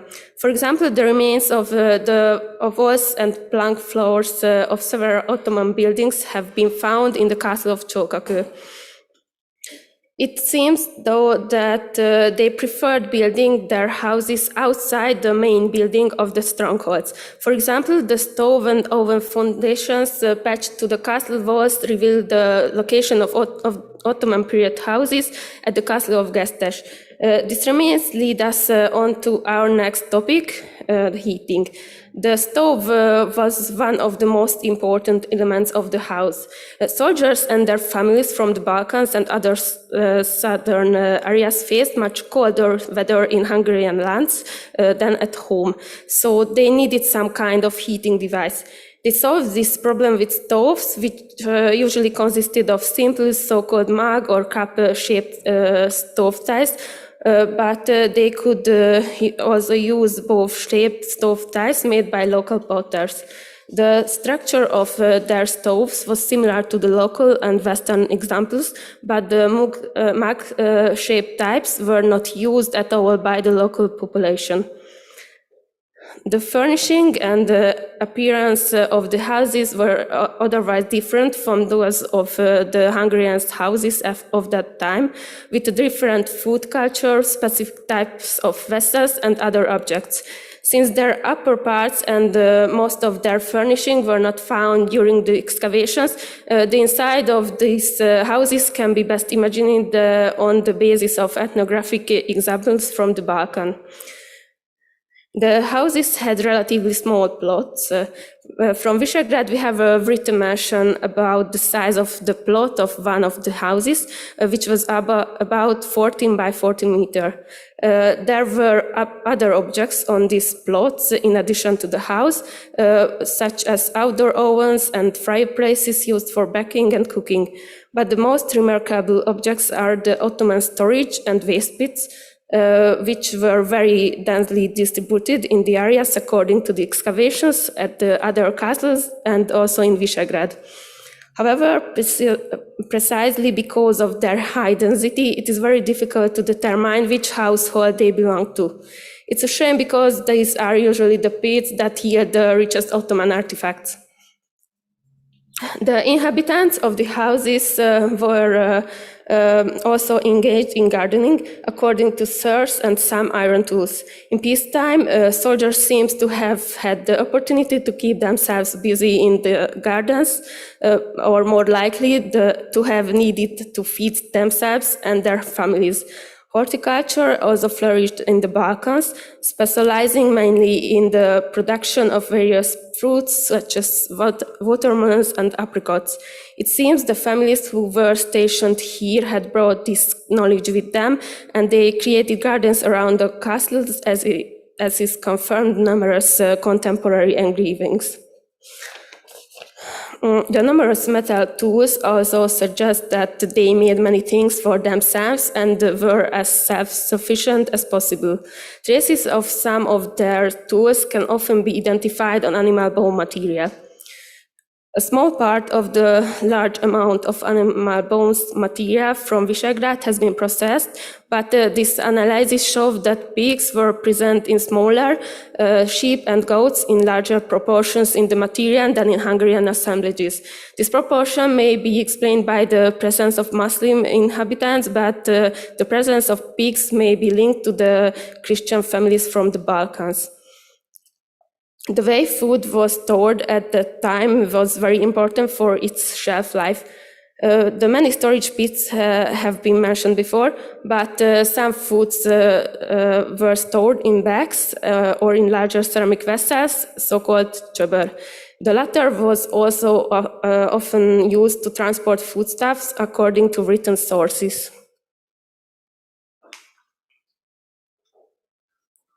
As reported by Agi and Bianca, the strikingly different cultural background of the newly settled population is clearly visible in the archaeological phenomena and artifacts.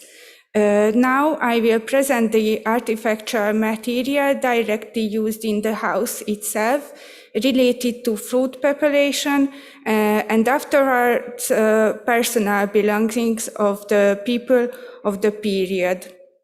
The first group of material consists is a type of cooking vessels with a specific Balkan parallels and without local roots. Bread baking pans and bread baking lids. These pans are for baking the flatbread in or in front of the oven. This vessel type was usually made by the women of the house according to Serbian ethnographic traditions.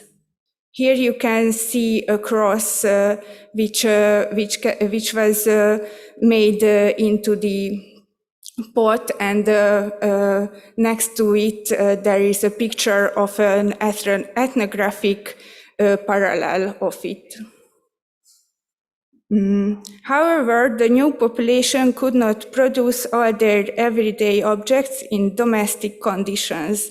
In case of pots, we also have a hand-formed domestic pottery, so-called Southern Slavic pot type, at the site under discussion, but this was accompanied by types used by the local population.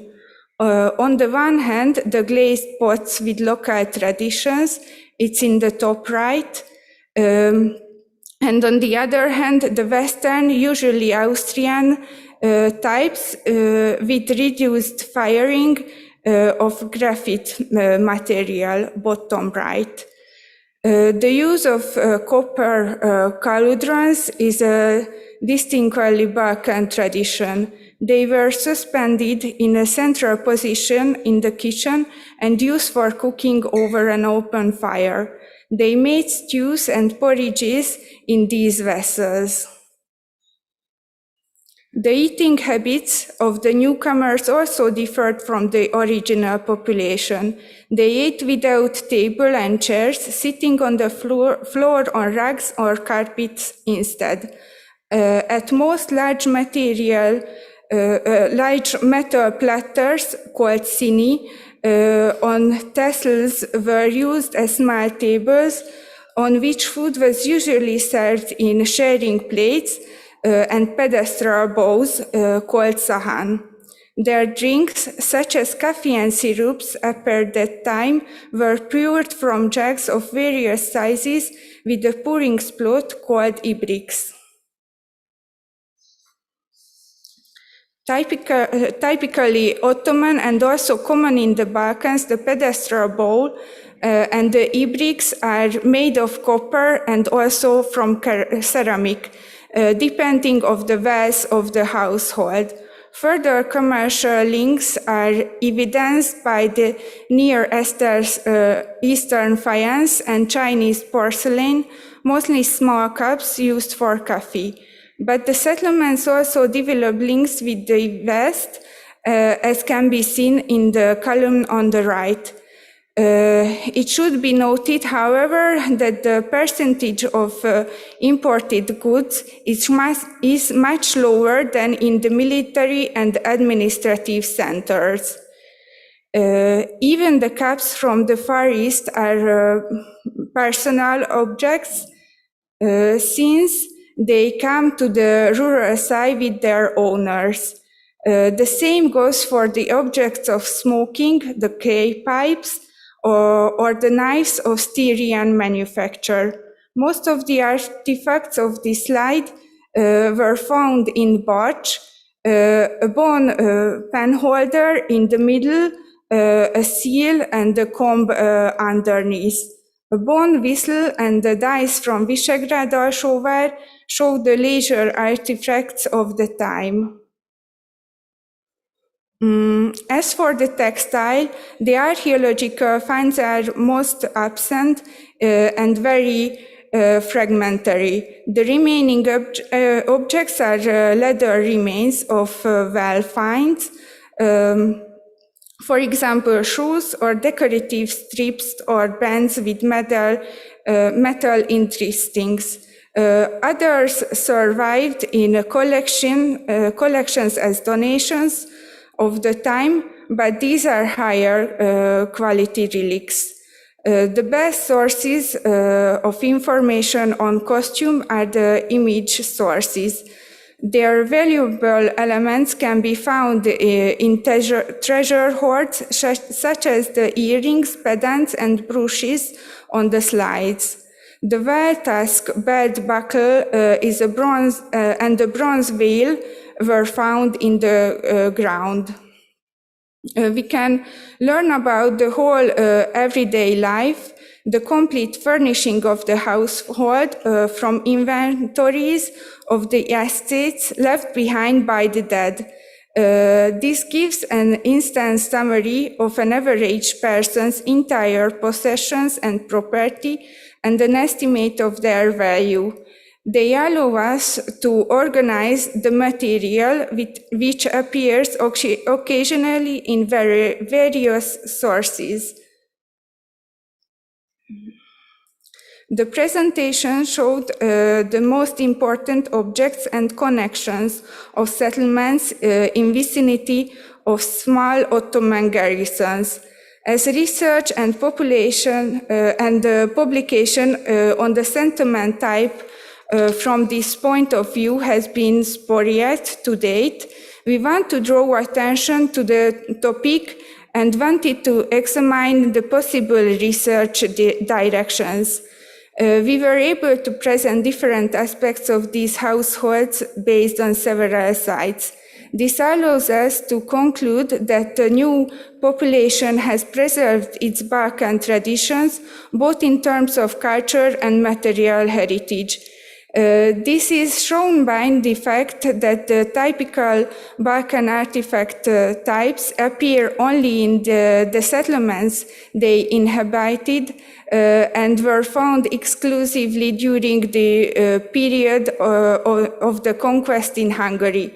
However, the extensive network of contacts was not limited to their area of origin, the Balkans and the heart of the Ottoman Empire, but they also had a limited trade and communication network with the local population, which extended westwards as well. So basically, the food and the utensils that could be prepared in domestic settings were produced by the household itself. Cooking vessels were partly sourced from the local population and through Western trade, while a large percentage of tableware was probably imported from the Balkans or made by Balkan craftsmen in larger settlements. As for higher quality tools and costume items, there is a clear percentage of trade goods from the peninsula itself. Imported pottery ware, such as Iznik pottery, arrived through long-distance trade from the inner provinces of the Ottoman Empire. And thank you for your attention.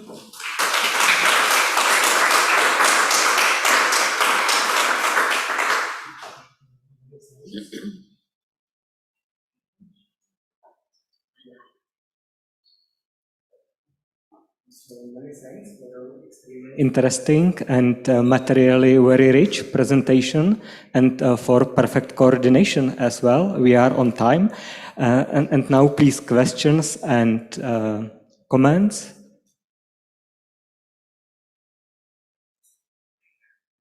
Bert? Thank you very much. Thank you for your joint presentation. I was wondering, this conquering of this part of Hungary must have brought about a marked change in material culture. You explained all this. Were these settlements inhabited by these small Ottoman garrisons later abandoned, or were these settlements reused? And in what far do you see continuity in the material culture of the predecessors of this Ottoman garrison? Does it continue the material culture, or does it completely disappear after the reconquering of the area? It has almost completely disappeared at once when they left. So we have sporadic sources from some usually larger garrisons where the terms of surrender allowed the Ottomans to stay if they want. And there we can see in the material culture that this Balkanic Ottoman layer persists until the 18th century. But in these smaller garrisons, they disappear. So the castle gets reconquered by the Christians, and there's no continuation at all. No, absolutely not.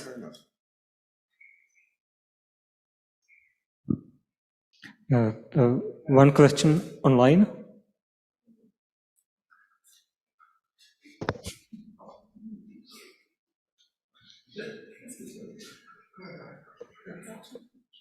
Hi, thanks so much for, can you hear me?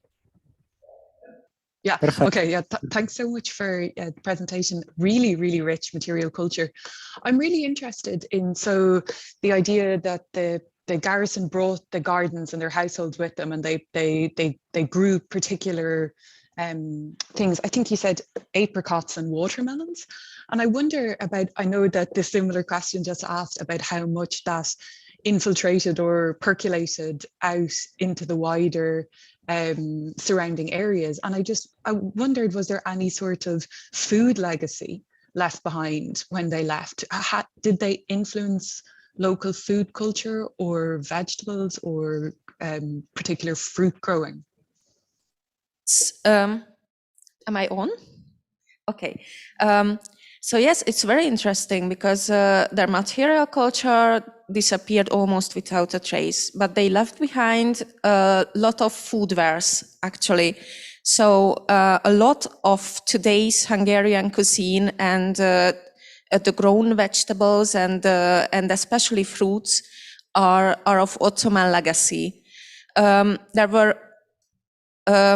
There were connections that were formed later with with some territories of the Ottoman Empire. So, for example, Bulgarian gardeners were very famous in Hungary from the